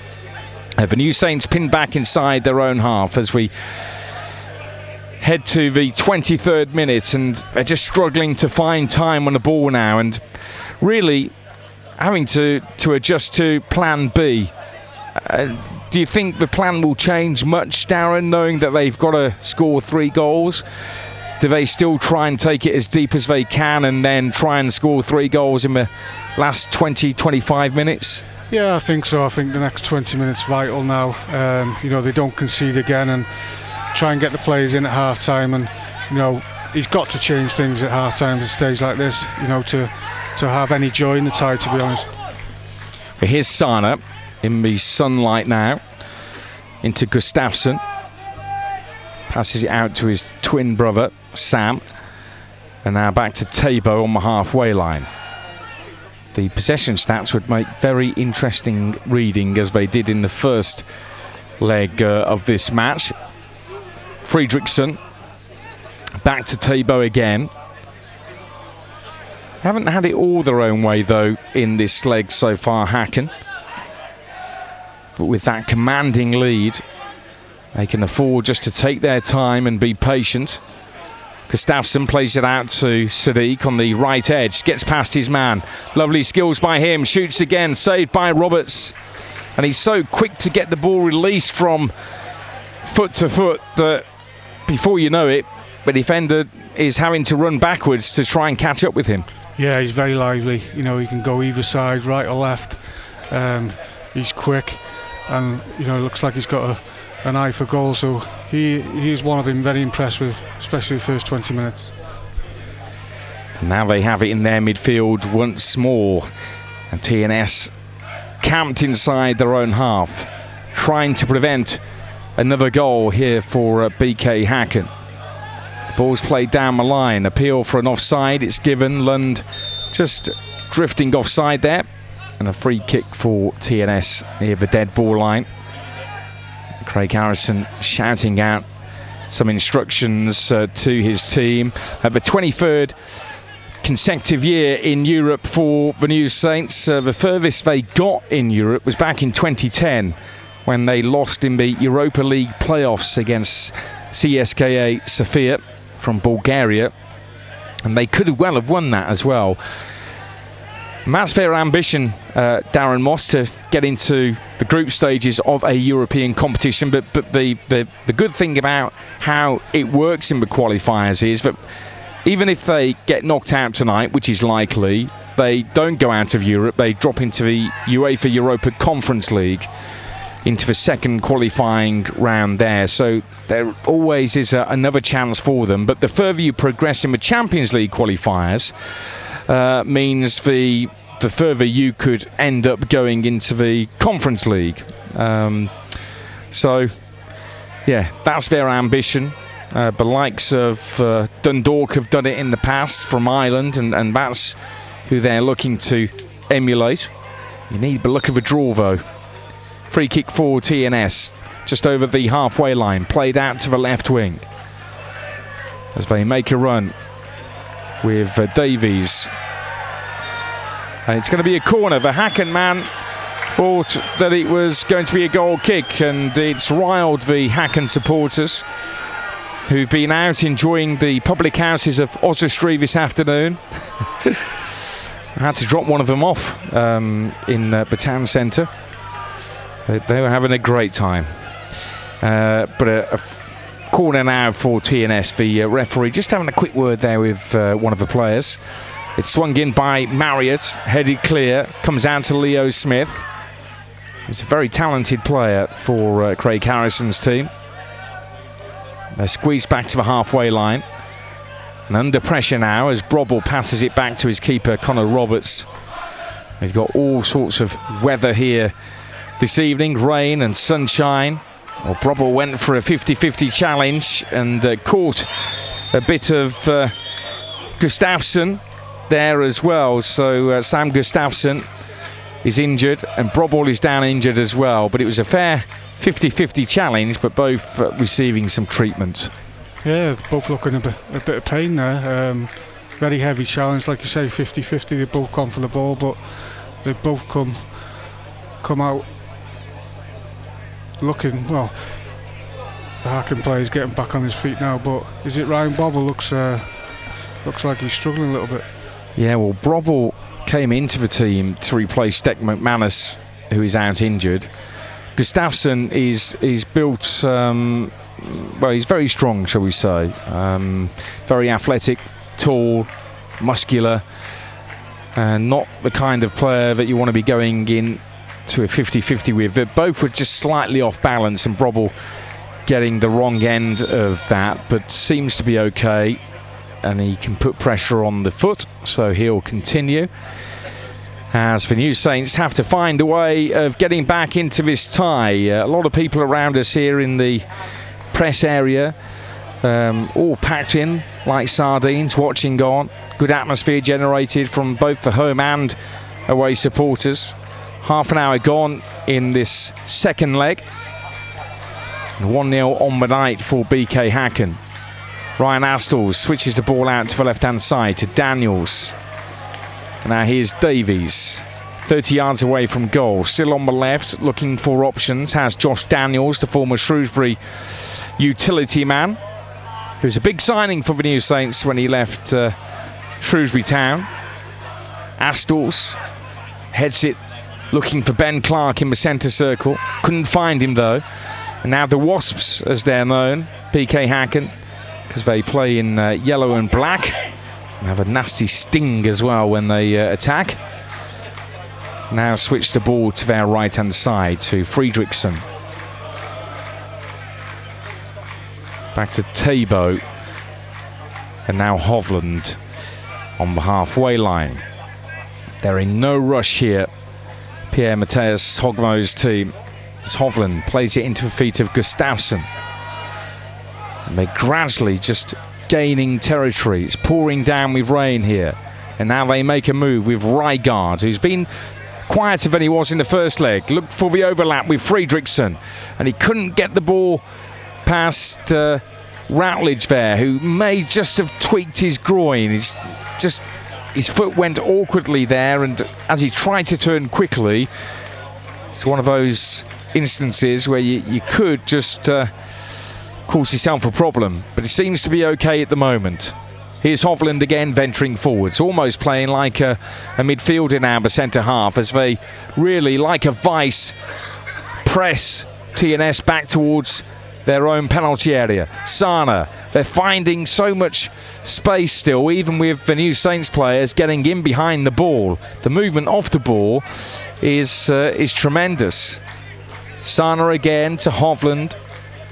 We'll get the thoughts of our summarisor Darren Moss about who he would relate Häcken to in the English and Welsh systems. But they're attacking down the left with Lund. It's a good cross. Astles deals with the danger at the near post. Heads it clear, but it's to the former Ajax man. Sana. Hovland again. And Hovland into Sadiq, who looks to play the ball back into Gustafsson. Initially, looked like he was shaping up to shoot, but spotted Gustafsson on the D, and TNS get it clear. Who would you say they're similar to? You haven't seen too much of them, Darren, but the kind of football they play? Yeah, it's very entertaining. I mean, the two full-backs are almost playing like wingers at times, when the wingers come inside and the full-backs go around the outside, and it's very, very good to watch. Lovely passes of play there where they were very unlucky. I thought he was going to shoot, to be honest, but he's tried to flick one around the corner. But no, I've been very impressed. In possession, they're very comfortable. Well, 13 minutes to go until half time, and it is the New Saints 0, Häcken 1 on the night, 4-1 down on aggregate. Again, they look for Sadiq. A rare long-range ball. Lund going on the diagonal from left to right, but TNS deal with that well. The New Saints happy just to let Häcken have the ball in front of them, knowing that they've got to deal with those late runs like Fredriksson here. And he hasn't kept the ball in play, but he did well to get into that position. Fredriksson, as a fullback yourself, Darren, what's it like when you've got a team playing this kind of football? What are your worries as a fullback? Well, I mean, like I say, the both fullbacks are, they're bombing on. They're getting a lot of joy. They've obviously worked on it. They obviously play that way, and it's a very attacking football. But they've got to be careful as well on the break, because when they do lose possession, they're leaving only the two centre halves back. So I think that's where TNS have got to look at that, and like I say, when they win possession, can they try and break a little bit quicker and a little bit wider? Here's Rygaard. He scored the second goal last week in Gothenburg. We had similar weather when we were over in Sweden with the heavy rain. Certainly one of the days was a complete and utter wipeout. Here's Sadiq again. Rare mistake. You could probably count the number of mistakes that Häcken have made in this tie on one hand, which shows you how clinical, how effective, how strong they are as a team.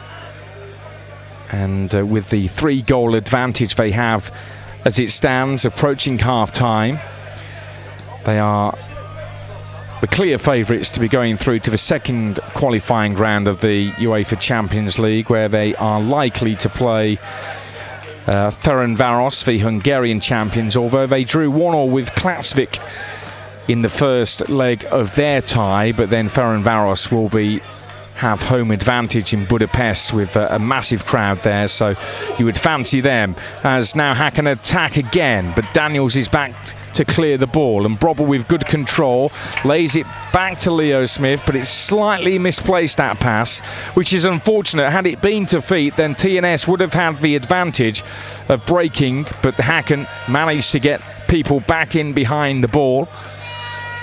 But overall, it hasn't been a bad first half. It's been a respectable showing from the New Saints. Yeah, it has. They've limited Häcken to not that many shots on target. Obviously they're a threat down the sides, but on a whole, I think Craig Housen can be very pleased with this first half performance.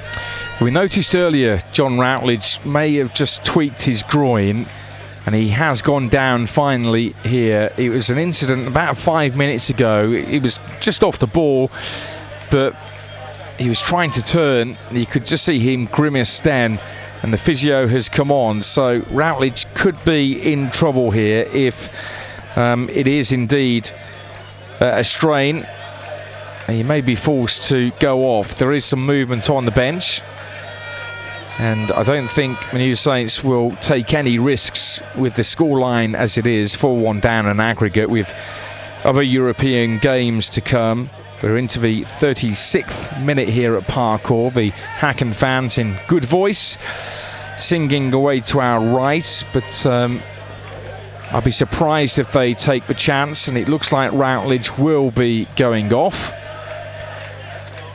And we will wait to see who will come on in his place. So a forced change here for TNS, which is a problem for them, because they would have liked to have had Routledge on the pitch for another 20-25 minutes of this game, just to prevent Häcken from scoring again. But they are going to make a change. Routledge was having a decent game in there. Yeah, he's a good footballer, very comfortable in possession, and I think he'll be a big miss here. Just trying to see who it is. I think it's Williams, is it? Yeah, it looks like Danny Williams is coming on. He started the away leg, so he comes on. A straight swap between him and Routledge. This was a 7 o'clock kickoff tonight, so we are approaching half time, and still the rain comes down. Very unusual weather tonight, because the sun's still shining brightly, but it's still pouring down with rain. That's Wales for you.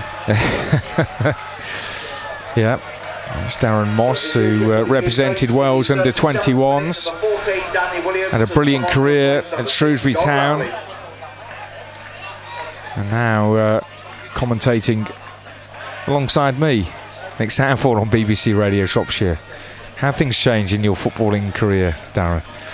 As Häcken played the ball out high towards Sadiq on the far side. They'll be loving this rain, because it just makes the pitch a bit slippier, makes the ball travel a bit quicker. But the New Saints doing okay here. Astles into Pask again, midway inside their own half, looking to attack down the right. Brobble wanted the ball to feet down the channel, but instead the ball was played down the line, and it gifts the ball back to Häcken. And here comes Gustafsson and Sana down this left-hand side. 30 yards out. Can they muster something on this near side where we're commentating from? It's played into the channel. They look for Sadiq, and a vital touch there by Marriott to get it clear. But here's Tabo, the number 4. Passes it back to Hovland. Now Lund, the left back, again patiently waiting. Sea of green and white in front of him, but they somehow managed to find that room. What do you do as a defender when you know you're up against players with ball skills like these players for Häcken, the pace as well? Yeah. What's your approach as a defender to give yourself the best chance? Well, I think, to be fair, TNS are doubling up quite well, especially in the last 10-15 minutes. The 2 wide players come back to help the full-backs out, and they've frustrated Häcken there to force a pass, and it's gone out for a goal kick. But yeah, it's very difficult. I personally used to like playing against a quicker winger rather than a tricky winger, if that makes sense. I'd always back myself against a quicker winger, trying to read the game, than a trickier winger. But they can be difficult. But all good full-backs, they've got to deal with different types of wingers. Oh. Well, chance. It's a good save by Roberts, but yeah, the flag went up. He's quite a bit offside there. The centre forward Tripsevsky, who they signed from North Macedonia. A free kick for TNS, taken by Connor Roberts. All in purple, the TNS goalkeeper. A throw here for TNS. Häcken stand like statues, believing it was their ball, and now can TNS capitalise on that hesitation? The ball is played in deep, and the ball is caught by Abrahamsson, the goalkeeper for BK Häcken, who's had very little to do so far, and now there's real concern for Gustafsson. Yeah, looks like hamstring, I think. Yeah, and he called on the physio straight away, so this is something which could be the end of the game for him. I think it's hard to tell between the two, but I think it's the captain, Sam Gustafsson. And the physio has come on, but there is a real look of concern. He's lying on the pitch and clutching his head with both hands. So I think that's pretty much a clear sign that something's gone, whether it's a hamstring or calf. Did you ever get those kind of injuries where you tore a muscle, Darren? It feels like you've been shot, doesn't it? Yeah, I mean, I was quite lucky, to be honest. I never really had any serious injuries, but I've been speaking to people in the game and players that I've played with. Yeah, the hamstring, the calves, like you say, like a sniper's got you, as they say, but can be very painful. Yeah, and he looks in a lot of pain there. Yeah, he can't even put any weight on the foot, so I would hazard a guess that he's torn a muscle. But off he goes, and so now they are forced into a change, and they will not be happy because he's one of their key players. Their manager has come down from an elevated position from where he was watching the game to find out the extent of this injury, and you can see the concern on his face. So it's not all smiles on the Häcken bench at the moment with the injury to Samuel Gustafsson, who is helped off by two people, and we are still waiting to see who will replace him in the midfield. And the referee, though, will get the game back underway. So Häcken down to 10 men for the time being. TNS 1-0 down on the night, 4-1 down on aggregate. But they just need anything, any bit of luck to go their way. And with Gustafsson going off, that is a key player for Häcken, which they've lost. With just a few minutes to go of this first half. Can the TNS, can they capitalise on that misfortune for BK Häcken as they bring the ball forwards on the far side? Here's Tabo. Still down to 10 men until the ball goes out of play where they can make a substitution. Full match coverage here on BBC Radio Shropshire with me, Nick Southall, and Darren Moss. Mary Kate Wilden presenting live here from Park Hall as well tonight. You can have your say with Mary Kate. You can send her a message, 81333. Start your text with the word Shrop. We'll bring you post-match reaction as well from the TNS camp. And Craig Harrison will be speaking too. And it's looking more and more likely now that the New Saints will be going out of the Champions League qualifiers, but will drop into the UEFA Europa Conference League qualifiers, where they have been paired with, either Slovan Bratislava, who they've played within the last 6 or 7 years from the Czech Republic, or Swift Herispanes from Luxembourg. So certainly the Luxembourg champions would be a much easier tie than playing Slovan Bratislava, who have been regulars in Europe in the past. So there is some keen interest in what happens in that game. After the first leg there, it was 1-1. So we'll be keeping an eye on that in the next couple of days. The change has been made, and Dabo comes on. Pontus Dabo has replaced Gustafsson. The New Saints now looking for a goal before half-time, just to shake this tie up a bit and reignite it if they can, to give themselves some hope. Momentum in sport is such a strange thing, and a goal could just swing things back in their favour. The goal kick here, the home supporters believe that should have been a corner, but the referee decides but it is a goal kick in the end, as we edge closer to half-time. And now Häcken play the ball out to their right to Fredriksson. And again, it's very slow, it feels laboured, but it's very deliberate and very precise what they're doing, Darren. Yeah, of course. You know, with TNS sitting so deep, it's, you know, they've got a lot of possession, and you know, they're moving the ball very quickly when they get into the final third. But like you say, it's a slow build up because they've got so much time on the ball and space. There will be a minimum of 5 minutes. We'll have 5 minutes added on at the end of this first half. We did have that injury to Gustafsson. There have been a couple of stoppages, but it didn't feel like that we've had 5 minutes of stoppage time. But the New Saints won't mind. It gives them more time to get a goal. But Häcken, though, another goal their way surely would be the end of this tie. Even with a 3-goal cushion, we're kind of holding on and hanging on for something miraculous to happen. But stranger things have happened. We were talking before the game, but the New Saints had lost 5-0 away in North Macedonia at Skendia, only to then win the second leg 5-0, but then went out in extra time. Well, here's Brobble down the right. He may have room here, but he opts to go back into space and look for support with Clark, and now Leo Smith down the left.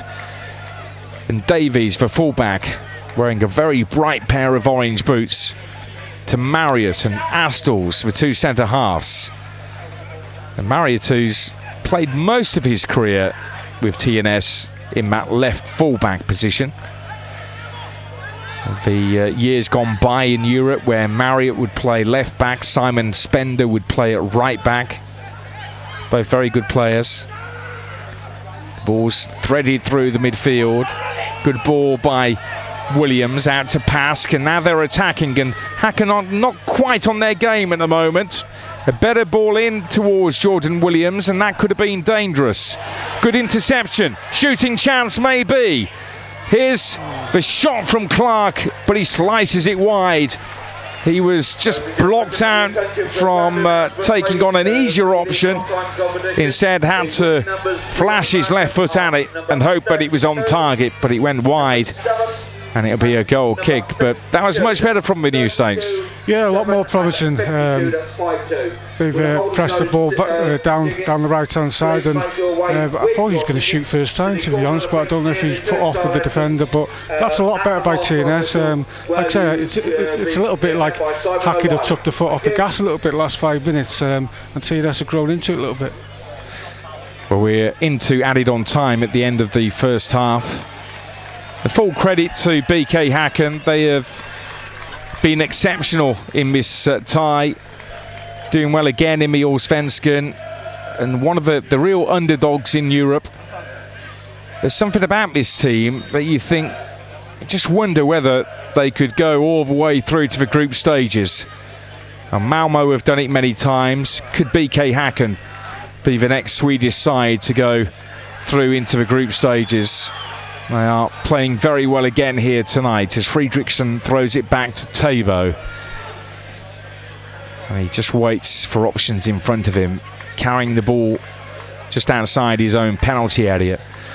TNS defending the goal away to our left. That was a strong challenge. I'm surprised that the referee let that go. And then a nasty challenge from the Häcken player. It's a yellow card each. One for Leo Smith, one for Ibrahim Sadiq. And while the first challenge was strong, it seemed fair, but then Sadiq lashed out on one of the other TNS footballers, and both get a yellow card. Yeah, I think the first one's a foul, and then it's sort of gone out to the right hand side, and they've both sort of gone in. But I couldn't see if he's kicked out or. But Craig Harris is not very happy there, so something must have happened on the touchline. Well, they do have VAR, so I just wonder whether this stoppage is to have a look at what happened. But there is a lot of toing and froing on the technical area on the far side. There is a Häcken player down receiving some treatment. We don't have monitors here, so we can't tell when they do go to VAR. It seems that the stoppage is for Sadiq, who's gone down. So some more time still to go in this first half. Not long though before the interval. And we'll hand back to Mary-Kate Wilden. Have you all say on tonight's game how it's gone so far? 81333. Start your text with the word Shrop. And full match coverage here on BBC Radio Shropshire. The football season not far away. The New Saints playing in the Comedy Premier, looking to retain their title and break even more records than they did last year. Shrewsbury Town getting their season underway in a couple of weeks as well in League One. AFC Telford United dropping out of the conference pyramid, starting life in the league below the National North. And you can hear every game of those games here on Radio Shropshire. There we go, half time, and it was all kicking off there before the whistle was blown. The two teams make their way down the tunnel below us, and on the night, PK Häcken are doing just enough. They lead by a goal to 0 on the night. It's 4-1 on aggregate. They don't have to do much more than that, and they are at the moment sailing through to the next qualifying round of the Champions League, and real work for the New Saints to do. The goal coming from Ibrahim Sadiq. He scored the first goal of his tie back in Gothenburg in Sweden last week, and it was on the right edge of the penalty area, and a position that we didn't feel that he deserved to score from. He didn't catch the ball sweetly, but just enough to beat Connor Roberts to score that important goal and make the deficit now 3 goals. Darren Moss, we can see Craig Harrison, he's absolutely soaked through, making his way to a tunnel below us here as it still pours down with rain. What does he do? What does he do to give them any hope of getting themselves back into this tie? It's going to be very difficult, you know, some fans might think, he's got to go for it, go with 3 up front or go with 2 up front, but then, they're a very good footballing side, so they're going to have a lot more space if TNS are going to go for it. But I'm sure he'll have a game plan. I'm sure he'll, at half time now, speak to the players, and they may come out and try and attack and try and press the Häcken defenders down and try and nick the ball a bit higher up. But, like I said, they are a very good footballing side, and if TNS do come out all guns blazing, I think Häcken, will probably pick them off a little bit easier. The voice there of Darren Moss, our summariser tonight here alongside me, Nick Southall. And well, we can see Gustafsson, Samuel Gustafsson, making his way off, limping off. He went off with a injury as well. The New Saints losing John Routledge through injury, and so a couple of changes already in this game, but TNS have it all to do in the second half here at Park Hall, and Craig Harrison, I think, will feel that half went as well as could be expected. The problem was that they didn't want to concede a goal, and they did concede, so they'll have to now score another 3 to get back level in this tie. Very, very unlikely, Mary-Kate Wilden, but you never know. You never know whether the New Saints can pull off a bit of a miracle. You never know, of course. Here things are getting a little bit feisty here at the end. We've seen Craig Harrison walking off. He does not seem happy with what we've just seen at the end of the first half there. Seemed a little bit silly from Häcken's Ibrahim Sadiq to, after the first half he's had as well, he's had such a good first half, scored that goal, just seems a little bit silly to lash out, and right in front of the bench as well. Yeah, and actually, but TNS won't mind that one bit, because it shows that they're rattled a bit. Although they've got a 3-goal cushion, I think they could probably be a bit more relaxed than they are. But look, TNS have to score the next goal and then hope that something special happens after that. Well, that was the big thing that we talked about pre-match, was how vital it was for TNS to score the first goal and then to go behind after 20 minutes. What needs to happen in the second half? Obviously, TNS have got to score, but how do they do that? Well, I think at some stage, is there thinking that the tie's over already and we want it to be a respectable score line? I think there's an element of that, because you don't want to go to the next round after being thumped in the previous round. So that may come into their thinking, because if they throw, everything at it, the kitchen sink and all that, then they're likely to get picked off more at the other end. So I think they're in an impossible position, really, with the quality of team they're up against. I think the only thing that they can really do is they'll want to keep the first 10 minutes of the second half quiet, and then look to maybe go 2 up top. Will they risk Deck McManus? I'd be very doubtful whether McManus will come on in these conditions. If you've got an injury, it's still torrential rain. Why risk McManus being out of whatever round or whatever European competition they drop into after tonight, which is likely to be the UEFA Europa Conference League? So I don't think they'll risk him. But look, they've got to find a way of getting a goal and then assess from there. That's your TNS commentator, Nick Southall, and we'll be back with Nick and with your co-commentator tonight, Darren Moore. I've just called you Darren Moore. Darren Moss, very, very soon. Well, welcome back to Park Hall here, where TNS trail 1-0 on the night to Swedish side BK Häcken. It's now 4-1 on aggregate. We'll have the second half coming up very shortly. We've got time now to look at the sport elsewhere. Just bring you a little bit of an update for another game here in Shropshire. Telford are playing a pre-season friendly against League 2 side Notts County this evening. They're currently trailing 2-0 in their pre-season. Their season gets underway on the 5th of August, along with Shrewsbury Town. So not long until their games are back. Now, the rain has definitely started to fall now. Seen some BK Häcken fans in the first half with their tops off. I'm not sure if they've still got their tops off, because it is got a nip in the air now, and it is a little bit chilly and the rain's coming down, but they have been plenty noisy enough, those Häcken fans over in the far corner. Joining me tonight is Darren Moss, former Shrewsbury Town defender. Darren, just your thoughts on the first half. Where have you seen any chances that TNS could exploit in the second half? I think the two full-backs, really. I think the right-back they tried to target. They got in a couple of times down the left-hand side. Got a couple of crosses into the box, but they've not really created anything, TNS, in terms of shots on target. So I think that'll be what they'll be looking to do coming out second half. Can they get a shot on target? Can they create something in the final third? Because I think Craig will be quite happy with the results at the moment. I know they want to go and try and win the game and go through, but 1-0 at half time against a very good top outfit, I think he'd be quite pleased. But their fullbacks in Fredriksson and Lund, they absolutely love to bomb forward. If TNS can catch them when they're up, that's going to provide space for the forward players to get in.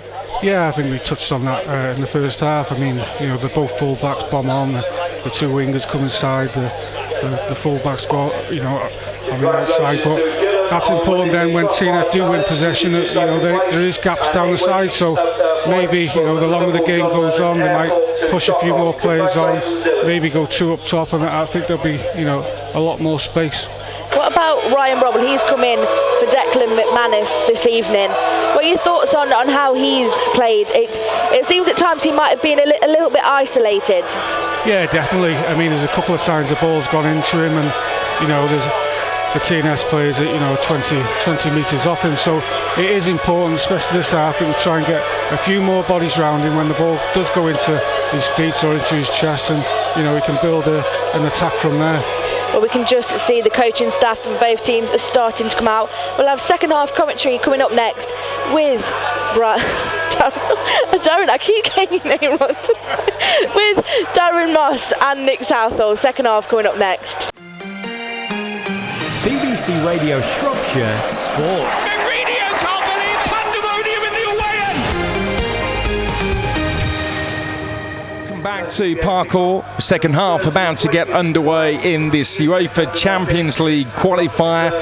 On the night, Venus Saints trail by just 1-0 against the Swedish champions BK Häcken, but on aggregate they trail by 4-1. And an absolute sodden Craig Harrison is pacing, trudging across the pitch here. Looks absolutely wet through, doesn't he? It's kind of like when you take your dog out for a walk and it looks all right, the weather, you think, oh, it's nice here. And then you get a torrential downpour and you get so wet you think, well, it doesn't matter if I run or not, you're wet through anyway. Much to ponder for Craig Harrison, Darren. Yeah, like you say, it's just quite funny watching him walk across. He's got his shorts on, he's got his under, well, is it, he's got his, yeah, no, I think, like I say, he got him in half time, and obviously they're going to come out now with a game plan and try and create a good opportunity, a good chance, and you never know, get this first goal in the next 10-15 minutes, and you never know. Well, the floodlights are on. I think they're new floodlights here. They're very good, very bright. The pitch illuminated in front of us. It's still pouring down with rain here in Oswestry on the English and Welsh border. As now the New Saints kicking from our right to left in the second half. BK Häcken attacking the end where their supporters are on the far right hand side. Lots of building work going on here at Parkour. So there are a lot of supporters who are watching in front of our commentary position. But can the New Saints at least get a goal in this second half? Their team is Connor Roberts in goal. They have Davies, Marriott, Astles and Pask in defence.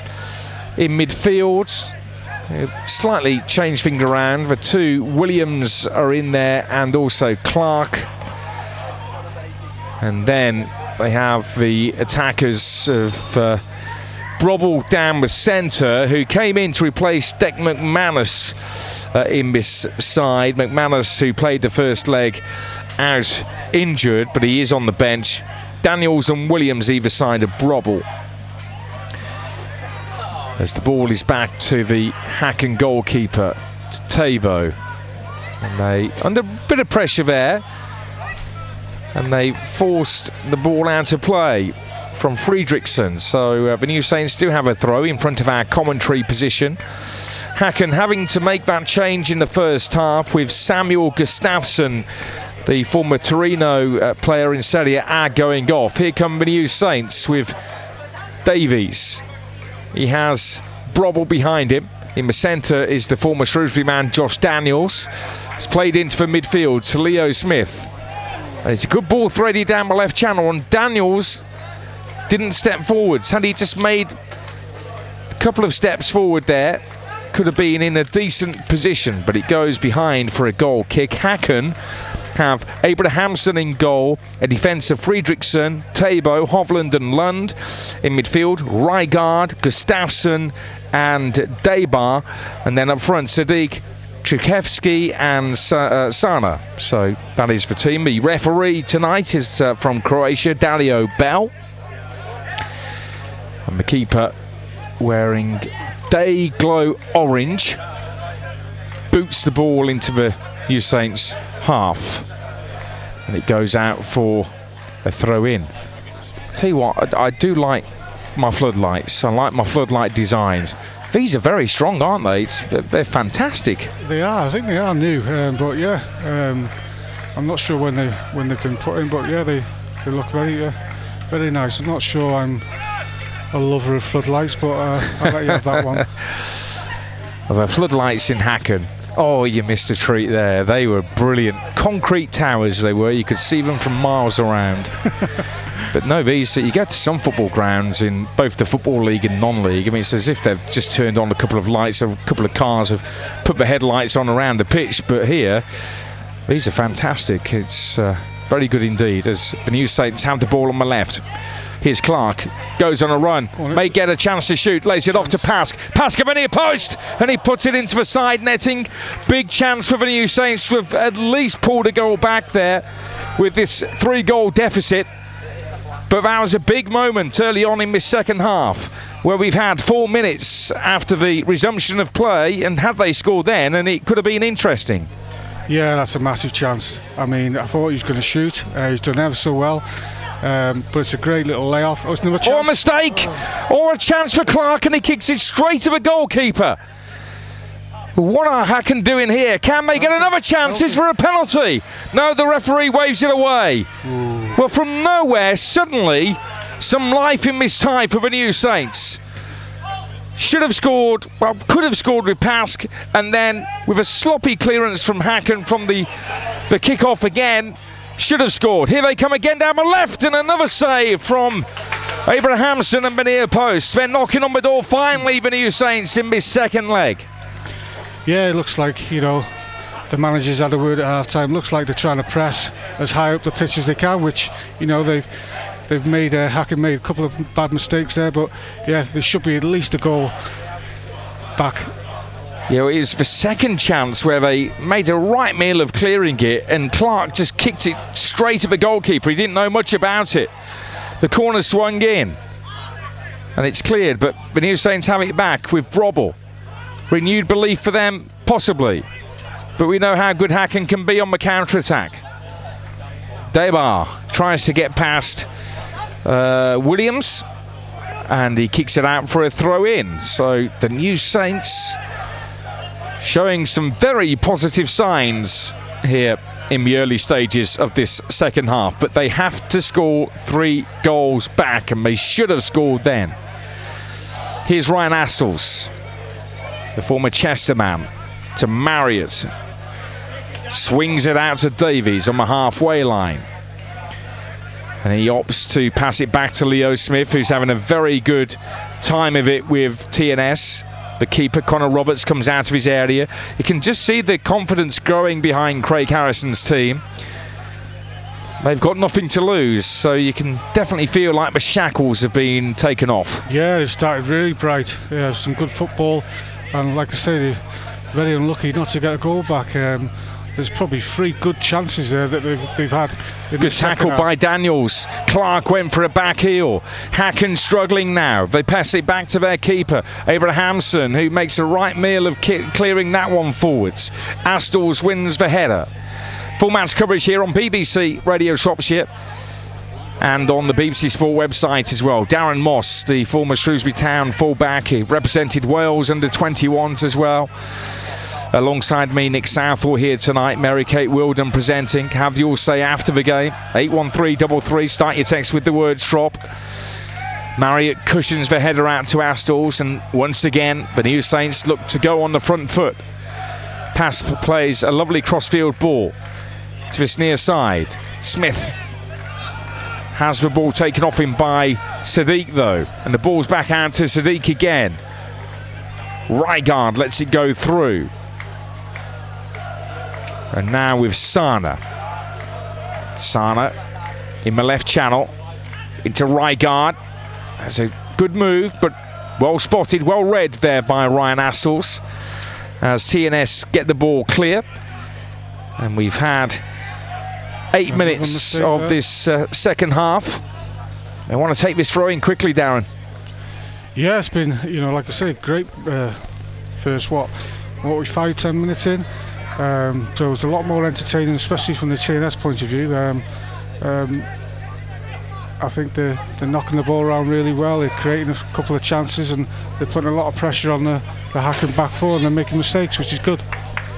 Yeah, this is much better. This is very, very good from TNS. Here's Davies, the left back. Throws it back into the defence.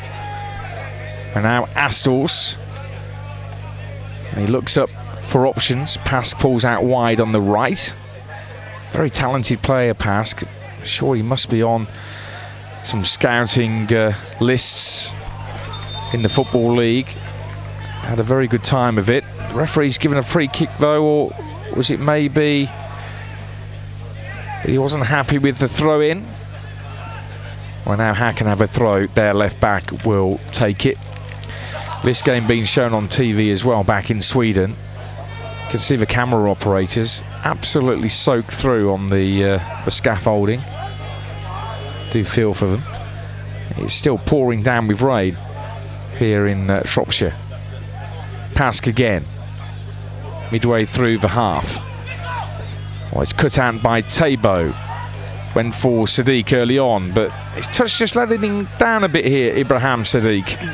Has scored 2 goals in this time though, so he can be let off for that. Brobble now. There's room on my left with Josh Daniels, with that black bandage wrapped tight around his forehead following the collision last week.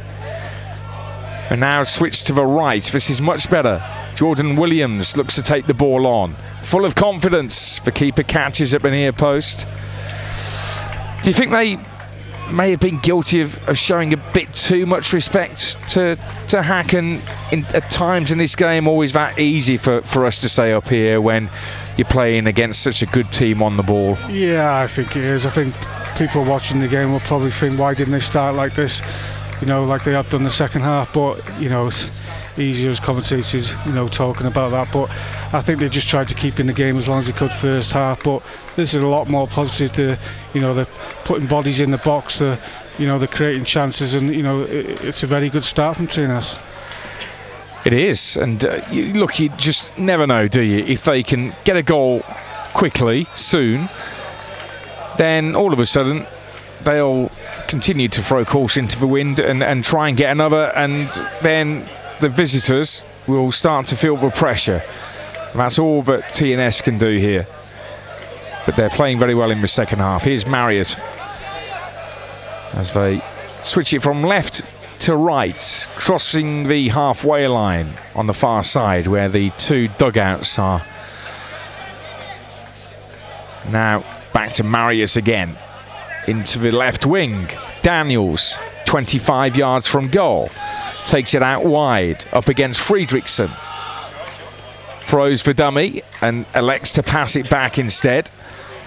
Back to Marriott, and now it's TNS spending lots of time on the ball, almost role reversal.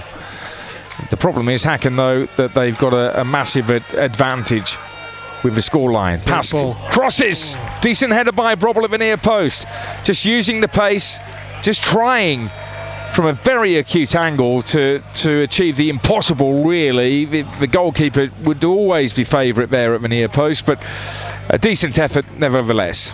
Yeah, again, another half chance. A great ball into the box. Bobble's made some good movement and just got a little header on it, just glanced. Probably didn't get too much on it, but again, yeah, another half chance. Well, in the second half, we've had 12 minutes and TNS 1-0 down on the night. 4-1 down overall, though. And the referee's given them a free kick in the centre circle. And they opt to take it quickly and just pass it around between themselves in that centre circle. Here's Marius again.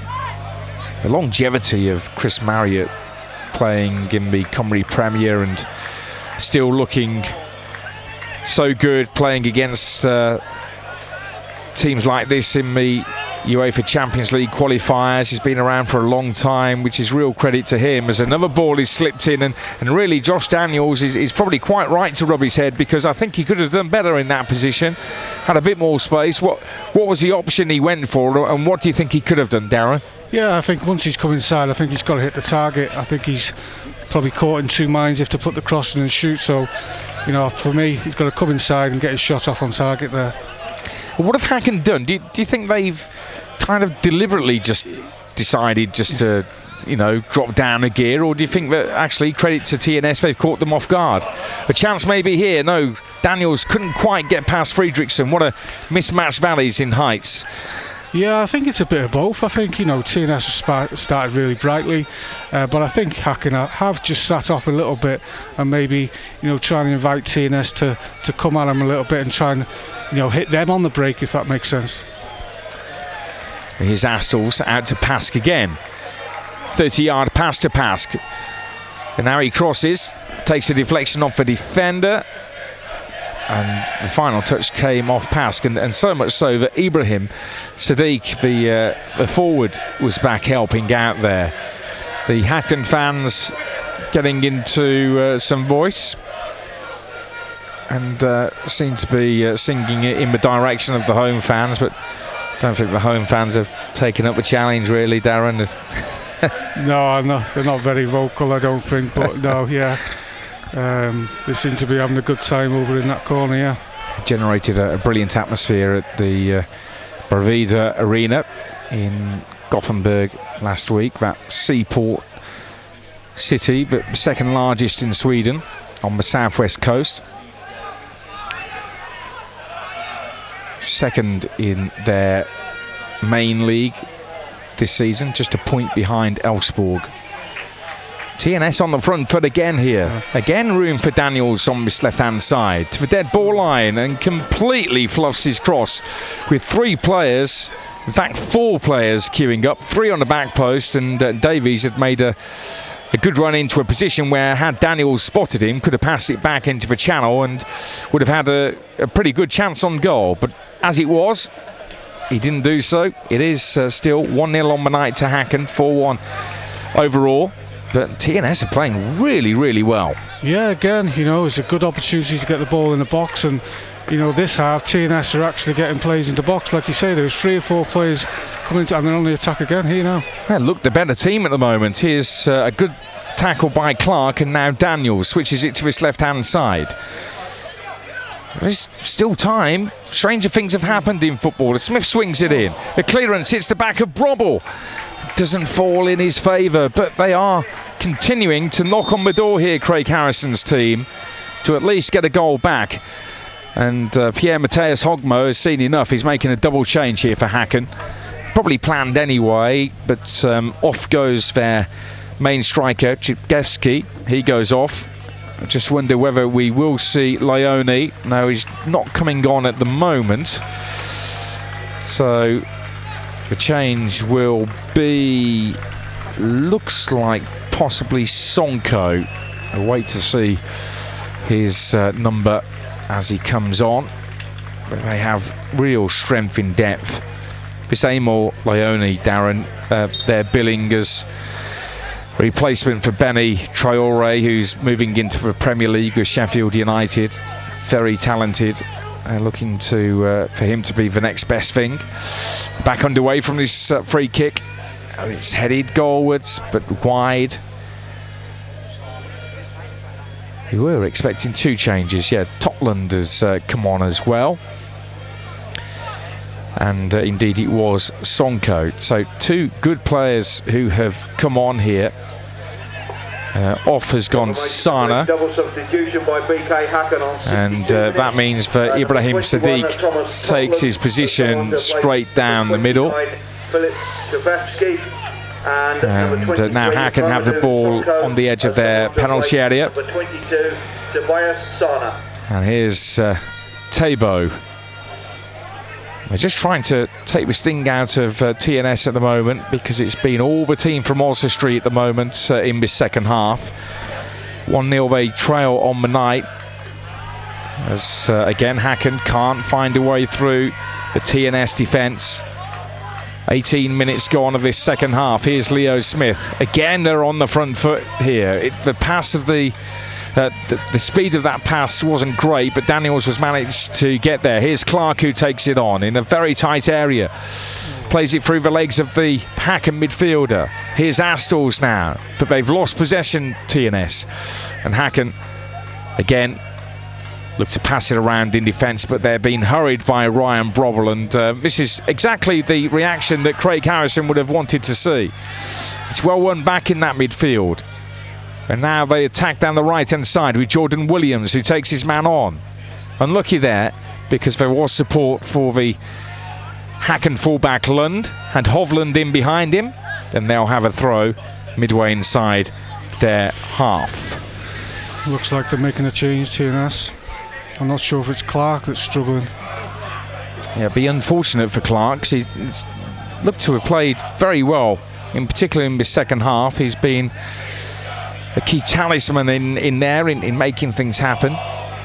But yeah, Holden is an option on the bench for TNS. Chris Sargent, who played many games, hundreds of games for TNS, is the assistant to Craig Harrison, just giving some final instructions. But Lund breaks down the left. Here come Häcken. They've got 4 players waiting inside the box. It's past Sonko though, and it's cleared by Clark, who's limping and soon to be going off. And substitution will be made. So that is the last we will see of Ben Clark. He played very well though, and he goes off. And Rory Holden is coming on. Have you come across Rory Holden? He's had a bit of experience in the Football League, but coming into the Cymru Premier, this is the big draw, isn't it, Darren, for European football like this? Why players like Josh Daniels decided to join TNS from Shrewsbury? Yeah, definitely. You know, the chance to play in the Champions League, and you know, ties like this will attract these players. And you know, I haven't come across Holden personally myself, but I'm sure the chance of playing in Europe would have made his mind up. How do you find the Cymru Premier? Do you think it gets better and better year on year, or still work to do? We'll let you ponder that, because TNS have stolen the ball in the final third. Here is Holden with his first touch to Leo Smith. They really sense they can get a goal here, and Häcken seem to have taken their eye off the ball. But they've got to do it quickly. Holden back to Marriott. And Marriott looks up. He's got Danny Williams. Made a good impression since coming on. Fair challenge, says the referee. The Swedes don't like the hard challenges like that, appealing to the referee again, but he didn't give it. Here's Daniels on the left, who's got rid of the black bandage. He's had the top of his forehead stitched up following backlash he had in Sweden last week. Yeah, what about the Welsh Premier then, Darren? I mean, you've had your own experience of it. What do you make of it now? Yeah, I think there's still a lot of work to be done. You know, TNS are the only full-time, team in that division. But I think it should be a bigger league. Personally, I think they should open it up to be a bigger league, because they're playing each other 3, 4, 5 times a season, which for me, it should be a bigger league. And players could get frustrated playing that many games against the same team. So I think it definitely needs to improve. Well, Cymru Premier, the dominance of TNS in not in recent years, over many years really. Haven't had it all their own way in recent years though. But back to it with Craig Harrison at the helm. Anthony Limbrick had his success here as well, and then Scott Rusko before him, and Mike Davis as well when he had Carl Darlington, his assistant here. They were a good combination. Häcken forced to concede a throw towards the corner flag as the Saints go in search of this elusive goal. Smith looks up, passes it back to Astles on the halfway line. Here's Marriott into Leo Smith. And look, just a completely different team, TNS here, as they did in that first leg when they went 2 goals behind, played really well. It shows you as well, Häcken can't, I mean, they haven't been as good tonight as they were at home last week, but even teams that are so good on the ball can't sustain that energy, that kind of tempo to the game for long periods. No, that's right. They've travelled a long way as well. That might be took into consideration. They played a lot of games. They're halfway through their season, so it looks like they definitely took their foot off the gas this second half, especially. Maybe a few tired legs, I don't know. But credit to TNS, they've come out bright. They've pressed the ball down, and they created a lot of opportunities this second half. So they can be pleased with that.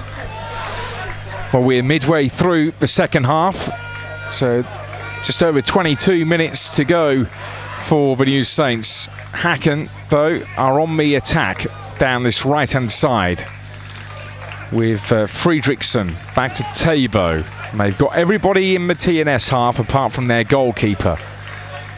This is how they set up in the first half. Haven't had much of the possession since then. May feel that the job is done. TNS will be hoping for a bit of a miracle here in Oswestry. They sweep the ball out to the left-hand side, 40 yards away from goal. This is what they did so well in the first half, in just controlling the game, controlling the tempo of the game, dictating when to make that break, waiting for the movement off the ball. TNS in the first half certainly were happy for them to have the ball and get everybody back in behind it. Now they're looking for goals. We'll find this a bit more frustrating. Häcken will know that TNS have to step forward, have to put some pressure on, and hope that creates the gap for them to sneak through and get another goal and put this tie completely to bed, if it's not already. But ever the optimist.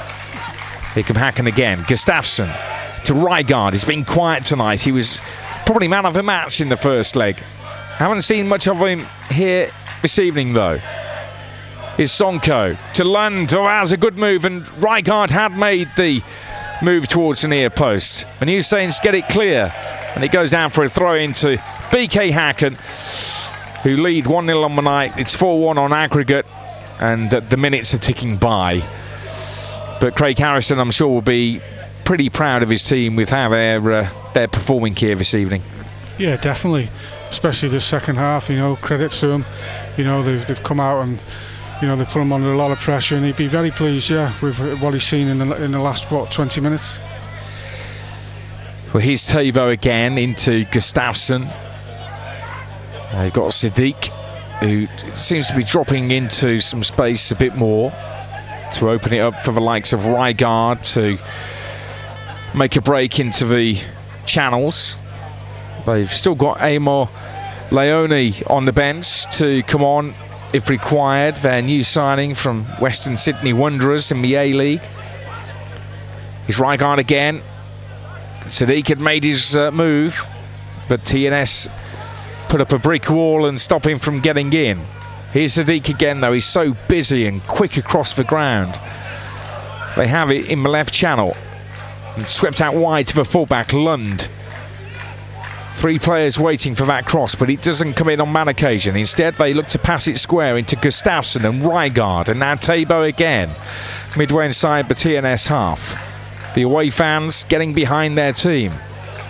Live commentary here on BBC Radio Shropshire as the shot from Sonko is deflected away. But still Häcken have the ball. And TNS now being really made to work hard to find time with the ball once again. They're preparing to make a double change as well. They've committed a lot to this game, and they could do with some fresh legs. Yeah, definitely. I was just going to say, a lot of tired legs out there now. You can see that Häcken are coming back into the game with a lot more possession in the last 5 minutes and a couple of chances. So, yeah, some fresh legs to hopefully brighten things to look up again. Sislovic is one of those changes to be made, so an attacking change there for them. Good interception again by Davies. When it comes to individual performances, there have been some excellent performances for the New Saints. Here's Rygaard though, shimmies from left to right, he still goes, Rygaard, and it's just over the bar. Cheeky really to try and just get it underneath the bar from that distance, with the keeper pretty well placed. Yeah, probably wasted the chance, but tried to be a bit too clever. Yeah, I think he'd have preferred it on his stronger left foot, but yeah, he's got it to target for me there, especially, you know, what is he, 10 yards out, but he hasn't made the keeper work now. Pass goes off for TNS, and so does Jordan Williams. So Sislovic comes on, and also Ashley Baker. So Baker and Sislovic on, fresh legs.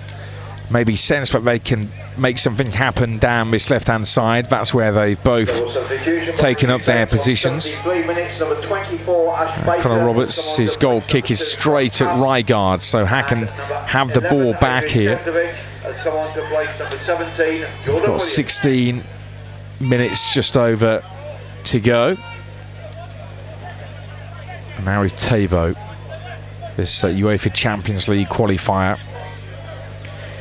So TNS destined now for the UEFA Europa Conference League. That will be the second qualifying round. It gets quite complicated, so you don't quite need a PhD to work out what's going on, but you certainly need to be fully focused on the job in hand to work out the permutations. But they could be playing Slovan Bratislava in the UEFA Europa Conference League, who they've played before in the Czech Republic. Here's Sonko down my left. Oh, and he puts it way over the bar. Tight angle. Went to lift it over the keeper. Astles did well there to put pressure on as well. And the shot goes high and wide. Yeah, it's good defending there. I think he's done enough. He hasn't won the tackle at Astles, but he's done enough there to put him off. And yeah, he's blazed it over the bar. Marry it back to Connor Robertson.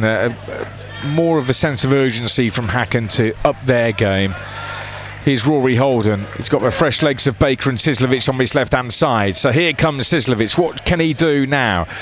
He drifts into the channel. Lovely ball into Baker. Near post. Should score. Doesn't though. Good save by Abrahamson, who stuck his left foot out and prevents the goal there for the New Saints. But what a delivery. What a pass that was from Sislovic.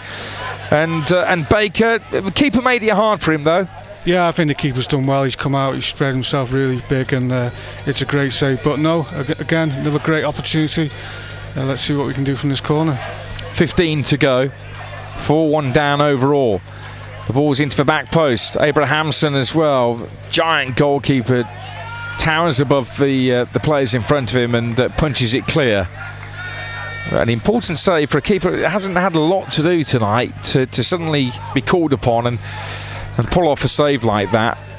But the fresh legs of Baker and Sislovic carved open this Häcken defence, and well, that's a good chance which was well saved. What have you made of Häcken defensively? I think they've been a little bit suspect, to be honest, especially the right-hand side. The right-hand side centre half and the right back. I think that's where TNS have had a lot of their joy. I know Craig's mentioned it last week about trying to attack that side, which they got the goal from in the first leg, and I think they've tried to do that again tonight, and they've been unlucky, especially this second half. They got in a lot of times down this side, and that's why the two fresh players have come over to his left-hand side. Here's Brovel. He's got players making a break down the right. He opts not to take that option on, and so they're going to recycle the ball to the left instead. Leo Smith to Sislovic. I've been really impressed with Leo Smith. I think he's having a very good game in that midfield. Looks very good on the ball. So does Daniel Williams as well. That's a neat ball out to the right. Chest it down. Back in to Rory Holden. Now Josh Daniels. They're going to be a force to be reckoned with in the Cymru Premier this coming season. Another probably tough question for you, Darren. Where would you think the New Saints would be in the English system? I've had this conversation quite a few times with a few of my mates and stuff. It's hard to say. At National League? I'd say National League. I'm not too sure. The verdict's out. Oh, a chance! Baker on the volley. Good ball in from that right-hand side from Danny Williams, and Baker came from nowhere. He caught Häcken off guard, caught it on the volley, and that was a decent chance. A couple of chances for him already since coming on. That's two great chances. He's only been on the pitch a couple of minutes. He could have had 2 goals, but it's a great ball in again, and he's timed his run really well, and he's unlucky not to hit the target. Abrahamson, the goalie, kicks it back into the TNS half. Sislovic into Leo Smith. BBC Radio Shropshire. Nick Southall, the former Shrewsbury Town fullback Darren Moss, alongside me tonight. Mary Kate Wilden presenting as well. And you can have your say on the verdict after the game. You can send in a text to Mary Kate on 81333. You have to start your text with the word Shrop. We'll be getting post-match reaction from Craig Harrison, the TNS manager, as well. He's in. Holden, good ball. Sislovic through here. No, the keeper spotted it. That's excellent goalkeeping. It was a lovely ball again, and again, as Darren pointed out, a bit suspect Häcken on the right-hand side of their defence. Yeah, definitely. It's a great ball again. Very unlucky. The goalkeeper's done really well there, to be fair, to come off his line on the 18-yard box. But again, another chance. TNS have been very impressed this second half. Yeah, as well spotted by the goalkeeper. Hovland launches it looking for Sadiq, which is very unlike Häcken. I haven't seen them go route one like that in this tie so far, but with TNS committing more people forward, they sense the opportunity. Offside against the New Saints, and another change to be made here.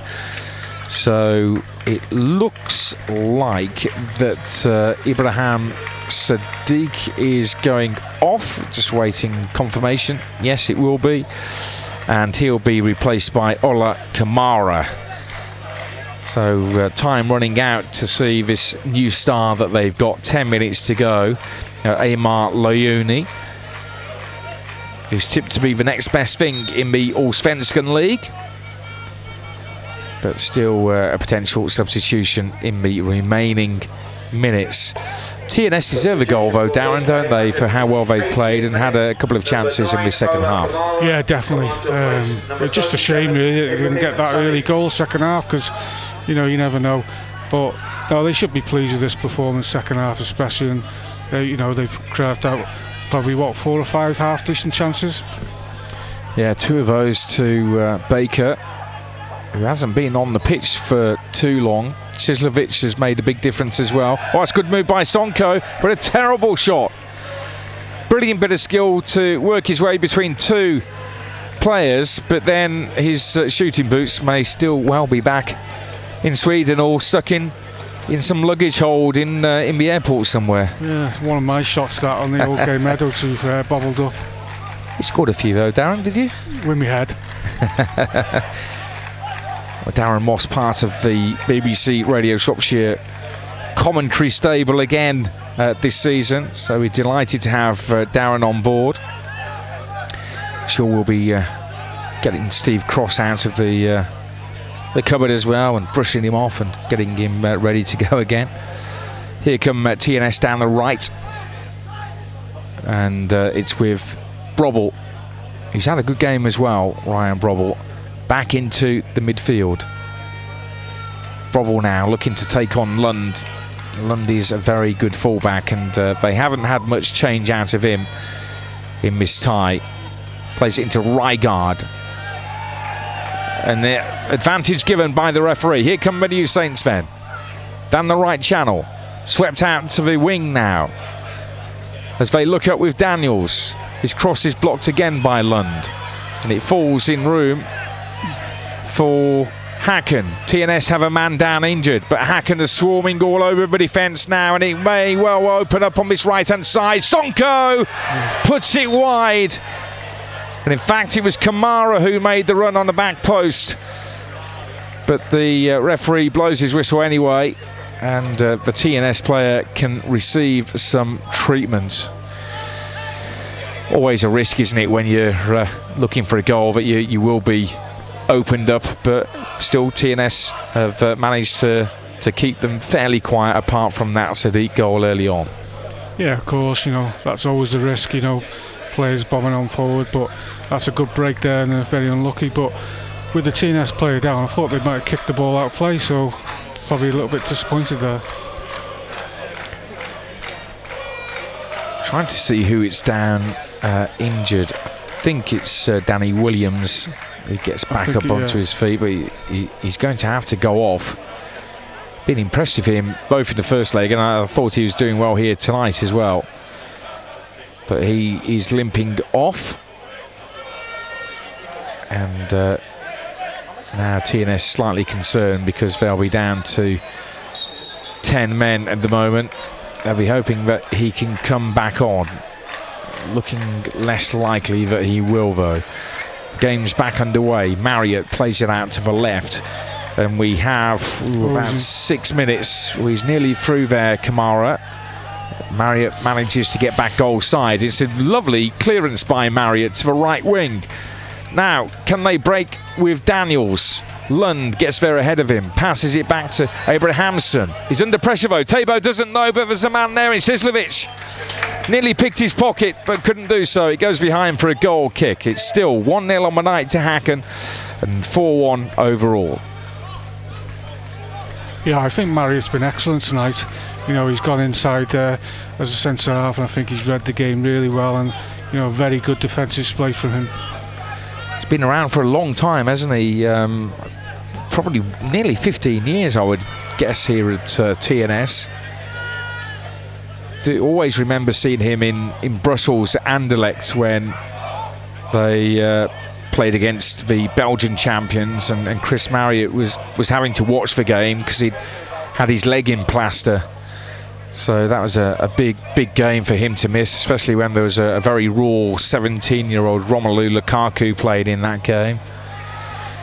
Fantastic atmosphere there at Anderlecht. Played some big teams over the years. Man City, Liverpool. Some very good ties to be involved in when you consider the size of a club playing in the Cymru Premier.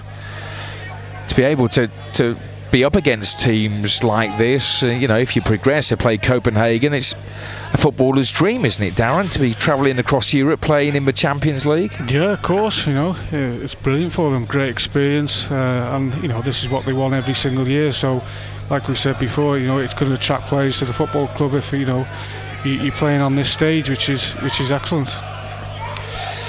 Well, Häcken just seeing this game out now, passing it around in midfield. Their fans still singing over in the corner. Spent a bit of time with a couple of their supporters last week and here in Shropshire over the last day or so. They'll be heading back early in the morning, back to Gothenburg. Throw here for TNS over on the far right-hand side. Who's caught your eye tonight for TNS? I think Smith's done really well in midfield. I think Marriott's done really well at the back. Bobble's done okay at times, but you know, it's been difficult for him on his own, but a lot better second half. But this second half performance, I think, you know, they should be all proud of the performance. Yeah, they should be. And a wasted, squandered chance there for the Häcken substitute Thomas Totland, who drags it wide. TNS rebuild from the back. Here is Leo Smith. 81333. Started text with the word Shrop to have your say on the New Saints and where they're heading as a club and how strong do they look going into the new Cymru Premier season. Mary Kate Wilden presenting live here from Parkour. We'll be speaking to Craig Harrison, the manager, in the post-match interviews as well. Here's Tabo to Gustafsson. It's almost as if everybody has decided to stop play because Tabo and Gustafsson are just passing the ball between them. TNS happy for them to do so. We are heading towards stoppage time, just a couple of minutes before we'll find out how long will be added on, and then our attentions when the final whistle goes will be to the UEFA Europa Conference League and who they could get in the next round. Slovan Bratislava, a club that you've heard of, Darren, I'm sure, in European football. The Luxembourg champions, probably less so. But last time they went to Bratislava, it was their old stadium, very kind of Eastern Soviet bloc, concrete everywhere. It felt quite intimidating to go there. They've had a brand new stadium now, and they get massive crowds of about 18,000. So, you know, a big difference in who they could play. Yeah, of course. Lund on the far side as they look to try and get their fifth goal of this tie. And Häcken will be going through to play either Classic or more likely Ferencvaros. who have played against a number of English clubs in the old UEFA Cup in the past, playing a beautiful stadium in Budapest, Ferencváros. So congratulations to them for going through. That whistle hasn't gone just yet. Here's Fredriksson into Gustafsson in the midfield. TNS content to just see the game out as it is at this respectable scoreline of only 1-0 on the night here in Park Hall. Last thing they wanted to do was get thrashed and really get their confidence broken as they remain in Europe, albeit not in the Champions League. He's Fredriksson on this right-hand side. Gustafsson, as again they continue just to pass the ball around, not really overly keen on venturing forwards, and hopefully there won't be too many minutes added on, because it's not much of a spectacle at the moment. It's pretty hard work, I should say, Darren. Really, it's more hard work for us than it is for the footballers. Yeah, I think obviously the longer the game's gone on now, difficult for TNS, but I think they just want to try and keep a clean sheet the second half, and they should be proud of that. And on the other side, Häcken are just trying to keep the ball now, and it's a very, very slow tempo to the game. Right guard, and now Sonko, Gustafsson, 2 minutes added on. Minimum of 2 minutes added time. Gustafsson into right guard. Now they burst into life. Good ball in to back post. Still an opportunity. Pulled it back across the goal, and they score. It's well finished by Mamadou Sonko, and really unfair on the New Saints as Craig Harrison kicks a water bottle away from the technical area. Really frustrated. They didn't deserve to lose 2-0 on the night. It's 5-1 overall, but after all that patient build-up, they do finally get that second goal. Yeah, a lot of tired legs out there. You can see the frustration on some of the faces there to concede so late on after doing so well that second half, so they'll be disappointed in that. But on a whole, looking at the game, especially second half, has been a very more positive performance from TNS.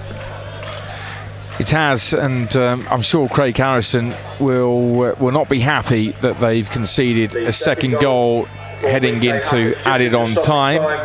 Was scored by number 23, Mamadou Sonko. Just confirmation of Sonko, the substitute, with the goal there. But they went from walking pace into a sprint, and that's how quickly they could go through the gears just to turn it on and score.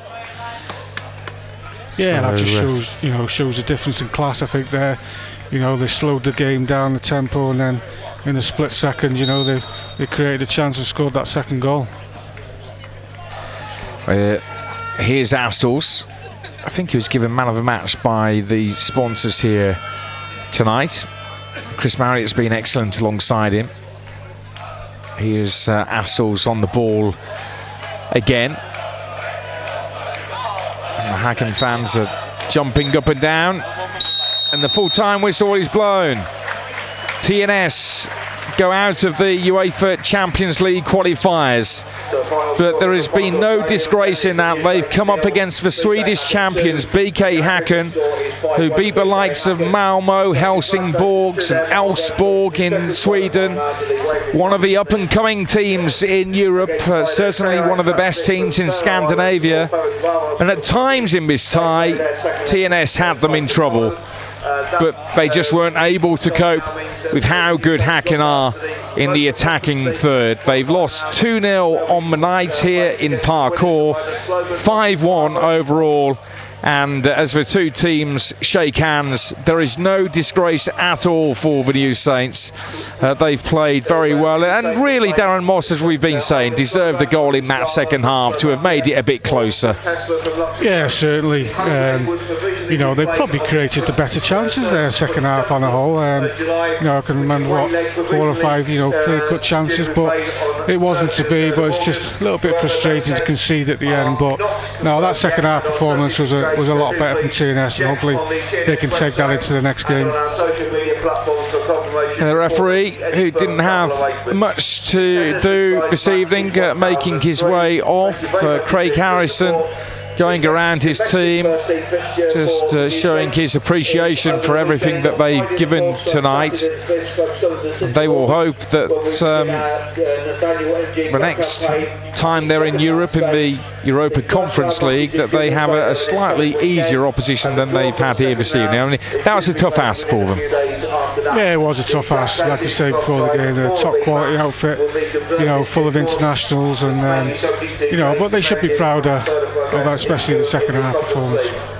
So that's Darren Moss alongside me, Nick Southall, here in the press box at Parkour, where the New Saints have lost 5-1 on aggregate here this evening. The first goal, well, that came from Ibrahim Sadiq. He scored the first goal in this tie back in Gothenburg last week, and tonight he scored against the run of play, really, in the sense that nothing much was happening. TNS were holding their own, they were dealing well with the pressure, but he scored from an angle which we thought maybe TNS could have done more about, but weren't able to do so. TNS had the better of the second half, there's no doubt about that, created a number of chances. Baker, the substitute, came on and could have had 2 goals himself. Sislovic on his left-hand side as well, both trying to expose a bit of a weakness on the right-hand side for BK Häcken, but weren't able to score despite their best efforts. And then that goal for Sonko coming in, added on time right at the end, as there was some tired legs for TNS, but no disgrace at all this evening for Craig Harrison's team. So they go into the UEFA Europa Conference League and they'll play either Slovan Bratislava from the Czech Republic or Swift Herisprange from Luxembourg, and that tie to be played in the next couple of days, and we'll find out where they will be heading in the next couple of weeks. But Mary Kate, there we go, out of the Champions League qualifiers. Häcken go through, and deservedly so. Yes, thank you very much, Nick. We'll be back with your commentary team of Nick Southall and Darren Moss to recap tonight's game and to talk about what may be coming next for TNS. That's coming up next. Midweek Sport on BBC Radio Shropshire with Mary Kate Wheeldon. Well, good evening and welcome back to Park Hall. It's heartbreak here for TNS as they lose 2-0 on the night to Swedish side BK Häcken and 5-1 on aggregate. But I'm here with Darren Moss, your co-commentator tonight. It doesn't feel, Darren, like this evening there's any shame in that defeat for TNS. No, there isn't. Like I say, they're a very good outfit. They move the ball really quickly. I think first half, Craig could be happy with the performance, keeping the score to 1-0, and I think that was their game plan, to try and not concede. And I think second half they've had a right good go. They pressed high up the pitch, they limited to Häcken to chances, and they created a lot of chances themselves. And on another day they probably could have had a couple of goals that second half. So yeah, they should be proud of themselves.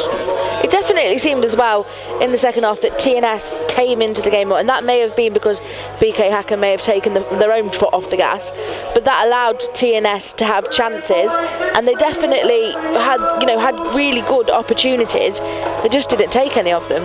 Yeah, that was the difference between the first half and the second half. They were putting players into the box second half. They created a lot of chances. They put them under pressure, made them make mistakes, and like I say, they should have at least scored 1 or 2 goals second half. And that goal that came right at the end, it just maybe seemed like TNS had maybe just run out of legs, but it was a good, well-worked goal from Häcken.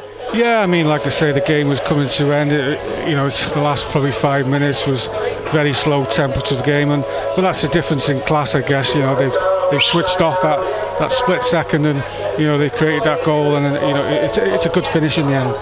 If you're one of the TNS players and you're going into the dressing room, how will you be feeling after that performance? Tired. But no, they should be proud. you don't come across players like that, week in, week out at their level. So, like I say, it's that next stage, that next level, playing against international players, and I think, as a TNS player, they should be proud of themselves. Yeah, and it feels like, TNS won't come up against this quality of opposition. They won't come up against it in the league, and when they do drop down into the Conference League, they won't face a team as good as this for if they go further into the competition for quite a little while.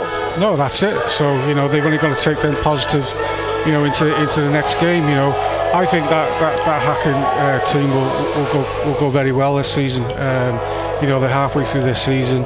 I think they're second in the league. They've got quality all over, and as a TNS player, as a fan, as staff, they should be proud of themselves after that performance. Yeah, it does seem like, they gave everything they could have done tonight. They were without Declan McManus, a talismanic striker. They had to do without him, and I suppose it was a case of they didn't want to risk him, because they will be playing in the Conference League. That'll be in 2 weeks' time. You don't want to risk your best striker, on a game where, they didn't have a lot to play for near the end. No, definitely, I think it's the right thing to do. They named him on the bench, but I don't think they had any, intention to play him. Maybe if things were a little bit different, if they'd have got back into the game last 5-10 minutes, we might have seen him. But no, I think it's the right thing to do. And he was a big miss for him tonight. But hopefully he'll be back in 2 weeks' time. And what can TNS take from this game? They won't, like we've said continuously, they won't come up against this quality of opposition. So what can they take from this into the next games, and what can they learn from this? Well, I mean, they can take it to the next game. That they created a lot of chances against a very good team. And like you say, they're not going to come across many better than that. So, they'll be disappointed with the goals conceded over both legs. I think because all the goals can, be prevented, but. They've got to learn from their mistakes, and like I say, especially that second half performance, especially the first 30 minutes of that half, I was very impressed. The tempo of the game, but you could just see towards the end the tired legs after so much effort into the game. They made changes as well in that second half, and it didn't seem to weaken the side, which will be a positive that they can take from this, that they can make those changes and not suffer because of it. No, definitely. I mean, I think all the substitutes made a big impact when they come on. So that can only benefit the team on a whole going into the next game. So, but then players that were on the bench that have come on, they'll probably give the manager a little bit of a headache now into the next game. They'll be pushing to start the next game. But no, like I say, they should be all proud of themselves. Those are the thoughts of former Shrewsbury Town defender Darren Moss here at TNS. We'll have reaction coming up soon from manager Craig Harrison, so make sure you don't go anywhere. We'll be here until 10 o'clock tonight, and I'll be with Darren Moss, so we will continue to bring you post-match reaction for that tonight. But now we'll have a little bit of music from Becky Hill. Welcome back to BBC Radio Shropshire. We're here at Park Hall waiting for some reaction from manager Craig Harrison, so make sure you don't go anywhere, as we'll bring you that as soon as we've got it. We're reacting tonight to TNS's defeat to Swedish side BK Häcken. They lost 2-0 on the night and 5-1 on aggregate. If you've got any thoughts on the game, let us know. Give us a text on 81333. Start your message with the word shop. Were you at the game? What were your thoughts? Let us know. You're on your way home. It seems to have just stopped raining here, so you might have, it might just be drizzling, so you might just have missed the proper rain if you're on your way home from the game, if you just got to the car. So make sure you get in touch, let us know what you thought of tonight's game. Just drop us a text on 81333. Start your message with the word Shrop. The rain is continuing to slowly fall here at Park Hall as we await reaction from TNS manager Craig Harrison. We'll have that coming up for you shortly. The players are slowly going through their cool downs. It looks like the Häcken players, it's a very intense cool down. After a football game and the players who are substitutes come out and they cool down, the players, BK Häcken players, cool down seems very intense. The TNS players they're going for a slow jog and stretching out, where the Häcken players are playing a small-sided game, so there's no rest for the Häcken players. We've won tonight 2-0 and 5-1 on aggregate. We'll be getting more reaction to tonight's game from the manager Craig Harrison very shortly. Now it's time for the Verve and Lucky Man. Midweek Sport on BBC Radio Shropshire with Mary Kate Wielden. Good evening from Park Hall, where I'm with Nick Southall and former Shrewsbury Town defender Darren Moss as we reflect on the New Saints' defeat to BK Häcken. Darren Moss, you're still with me. We're about 20 minutes now post kick-off. Wow, how do you feel now if you're a player after this, performance and disappointingly going out? How are you kind of reflecting now you've had a little bit of time? Yeah, I mean, they're obviously going to be disappointed, that they haven't got anything out of the game, but I think performance-wise, like we said, second half they can take a lot from that. So, and they defended well first half. So, on a whole, against a top quality outfit, I think they can be pleased. We've talked a little bit about Welsh football and how that's sort of set up and how that works for TNS. How did they get past this? They've always wanted to get to the group stages, and they can still get to the group stages of the Conference League. But what's the best way for them to set up to get there? Because it doesn't feel like the league is benefiting them to reach that. No, I agree. It's a difficult one, really. I mean, they're the only full-time team in the Welsh system. They're tipped to win the league every year, which they should really with the resources. So I think Champions League is, that's the end goal for TNS. That's what they want to thrive towards, and they're getting closer and closer, and but obviously the standards getting higher and higher. Like you can see tonight in the team they played against. So. Yeah, I think they've just got to keep going, keep trying to improve each season and, see where it takes them. And when we look at the opposition that came up tonight, they're already, I think, 14 games into their league season. They play their league in the summer. Obviously, it benefits in winter with it being cold and stuff, but it has the benefits tonight where they are 14 games into a league season and they are at their peak fitness against a team who have played a few pre-season games. Yeah, I mean, that makes a massive difference, doesn't it? Like you say, they're halfway through their league already, and they're well into it. They've had 14, 15 games, so it is difficult. TNS is a little bit different playing pre-season games as such, but I know the games have been very competitive for TNS. But I would say that they've probably had the better prep as such, Häcken, going into these two ties.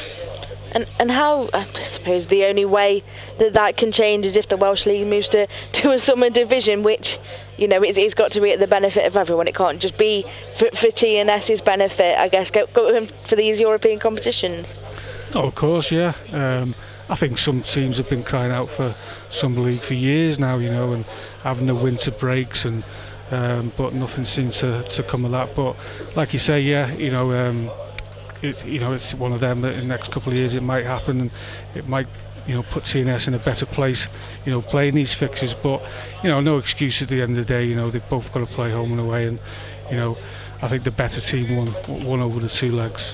Speaking to Mike Harris, the TNS chairman in the past, he's very keen on raising the standard of the other teams in the Welsh division as well. Like we said, TNS have won the league 15 times now. It's raising the standard, I guess, which will in turn benefit TNS. Yeah, definitely. But I mean, it all comes down to funds at the end of the day. Some of these teams in the Welsh League, can't compete, especially with the resources of your TNS's. So I think we're a long way off that. I think the league needs to get better, more competitive. Like I said before, I think there should be a bigger league as such, rather than playing each other 4 or 5 times. And I think that will only, time will tell. The thoughts of Darren Moss here with us on BBC Radio Shropshire. We're just awaiting the confirmation that we've had that we've had that interview.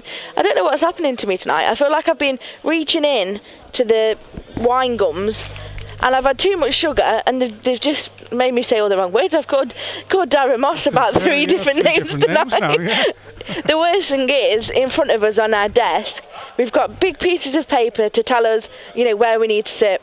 And sat next to me is Darren Moss, and it says in big letters his name, and I've said it wrong 3 times. So I'm blaming the wine gums, and I'm blaming a sugar rush.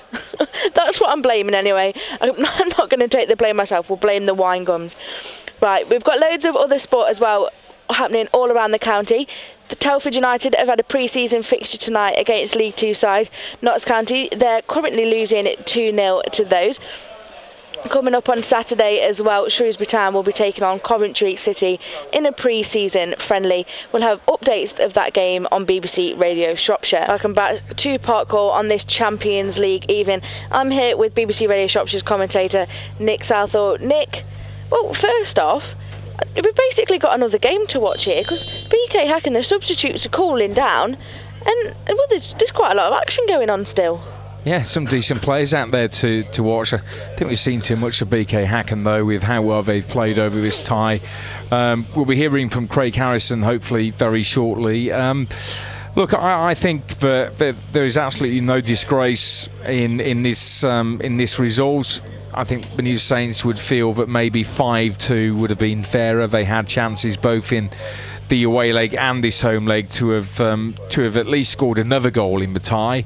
But they've come up against a team full of internationals and players who've played in the top flight in Italy, in Germany, in the Netherlands. So, look, there is absolutely no shame in the scoreline at all. I thought they played very well tonight. The key thing now is looking ahead to what comes next.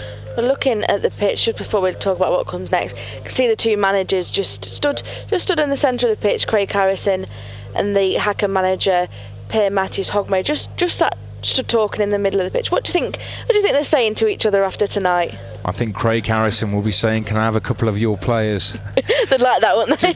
just on loan for a season. That's all he'll need them for. No, there's been real respect. I know Craig Harrison was saying to me last week that he thought that Pierre Mathias Hogmo was a very good manager. Of course, he's got a great pedigree, being the Norway manager.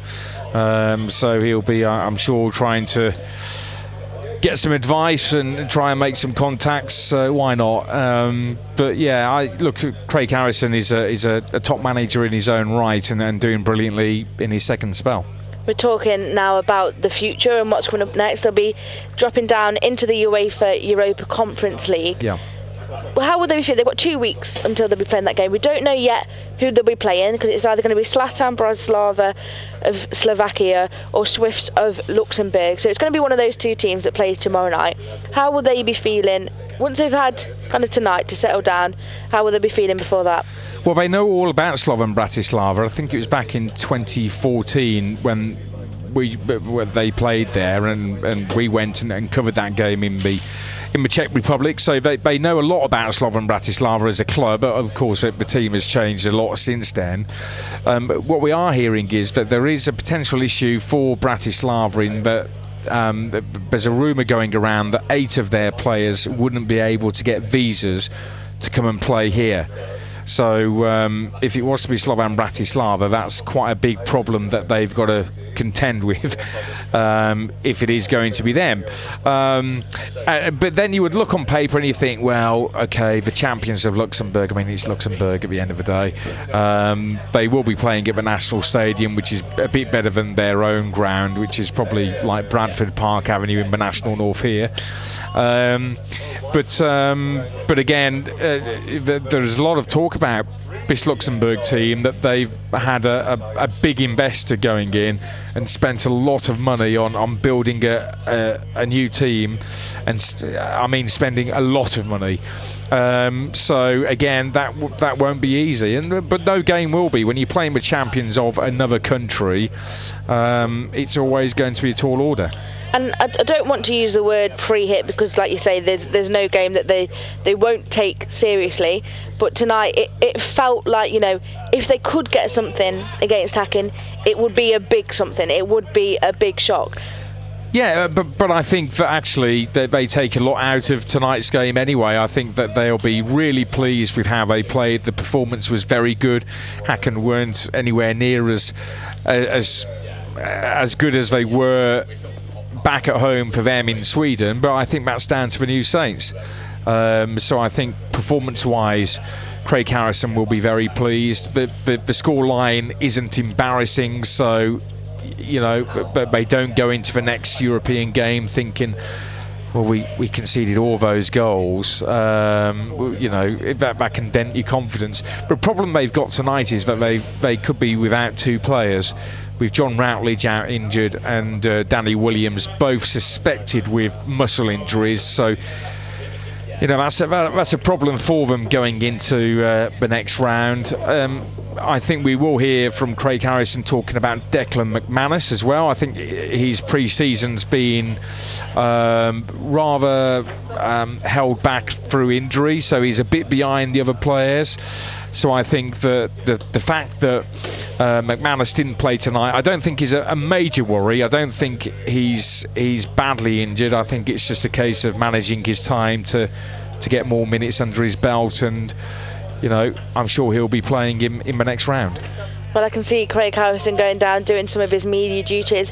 The Häcken players are finally making their way off the pitch. I don't think they want to go home, because they're still playing a bit of football. There's a couple of players still on the pitch, so they're enjoying the night tonight, and rightly so. They're through to the second qualifying round of the Champions League, and it's the first time they've ever been in this competition, so they're soaking up every little bit that they can tonight. We'll be coming up very shortly. We'll hear from the TNS manager, Craig Harrison. We've got some post-match reaction from the TNS manager, Craig Harrison, after his side went down 2-0 on the night tonight to BK Häcken and 5-1 on aggregate. Here's what he had to say to Nick Southall. Well, Craig, a very respectable scoreline, and you could argue that actually it flatters Häcken a bit. How do you feel after that?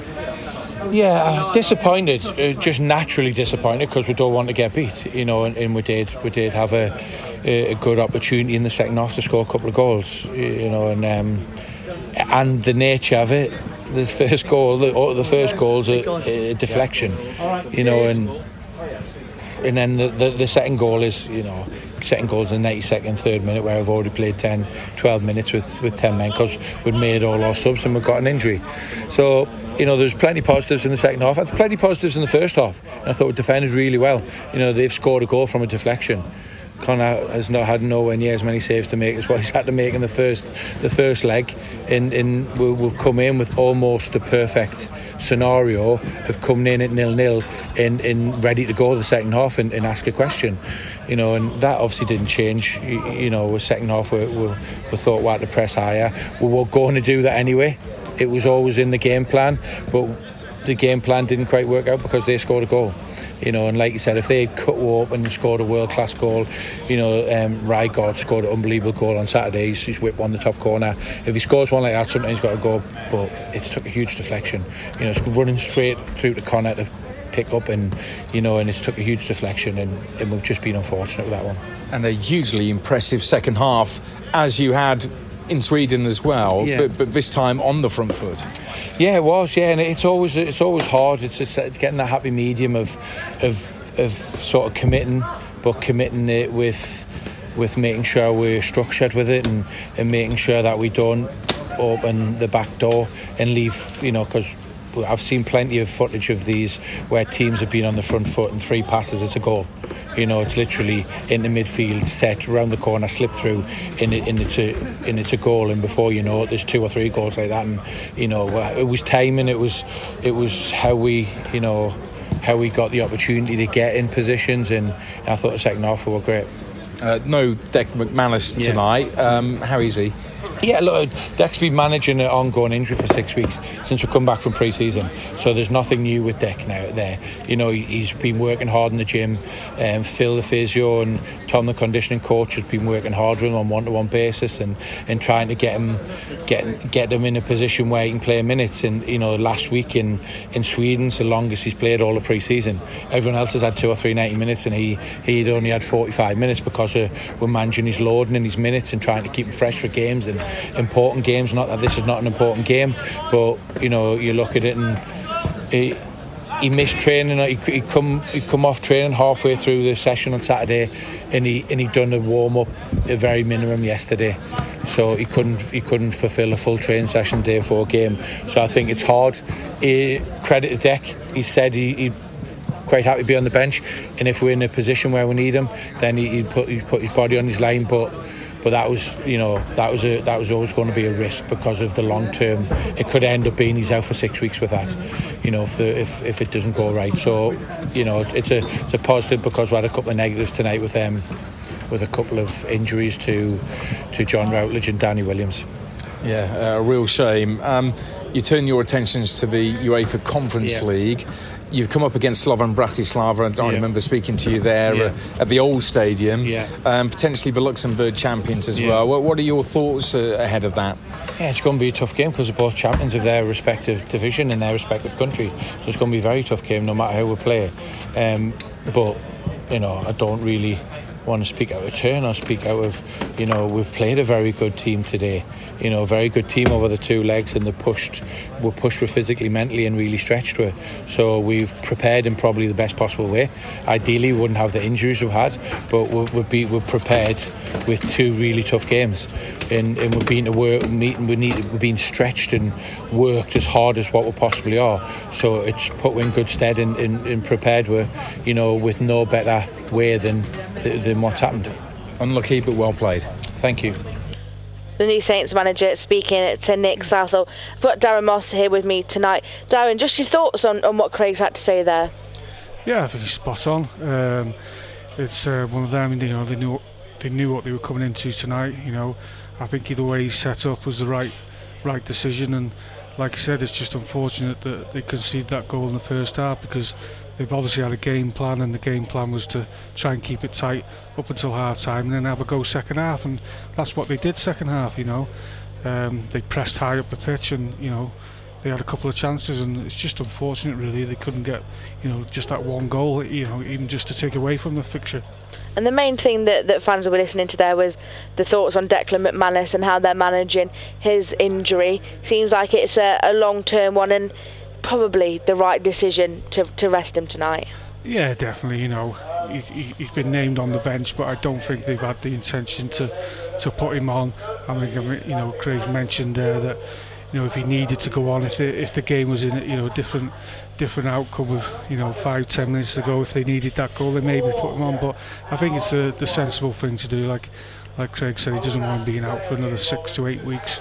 So they can obviously nurse him now and see how he goes, and hopefully be fit for the next game. I suppose it makes sense to play him in the first game when you need the goals, but it also gives opportunities to the likes of Ryan Bobbrell, who will be called upon in the Conference League and in the league. They can't rely solely on one person.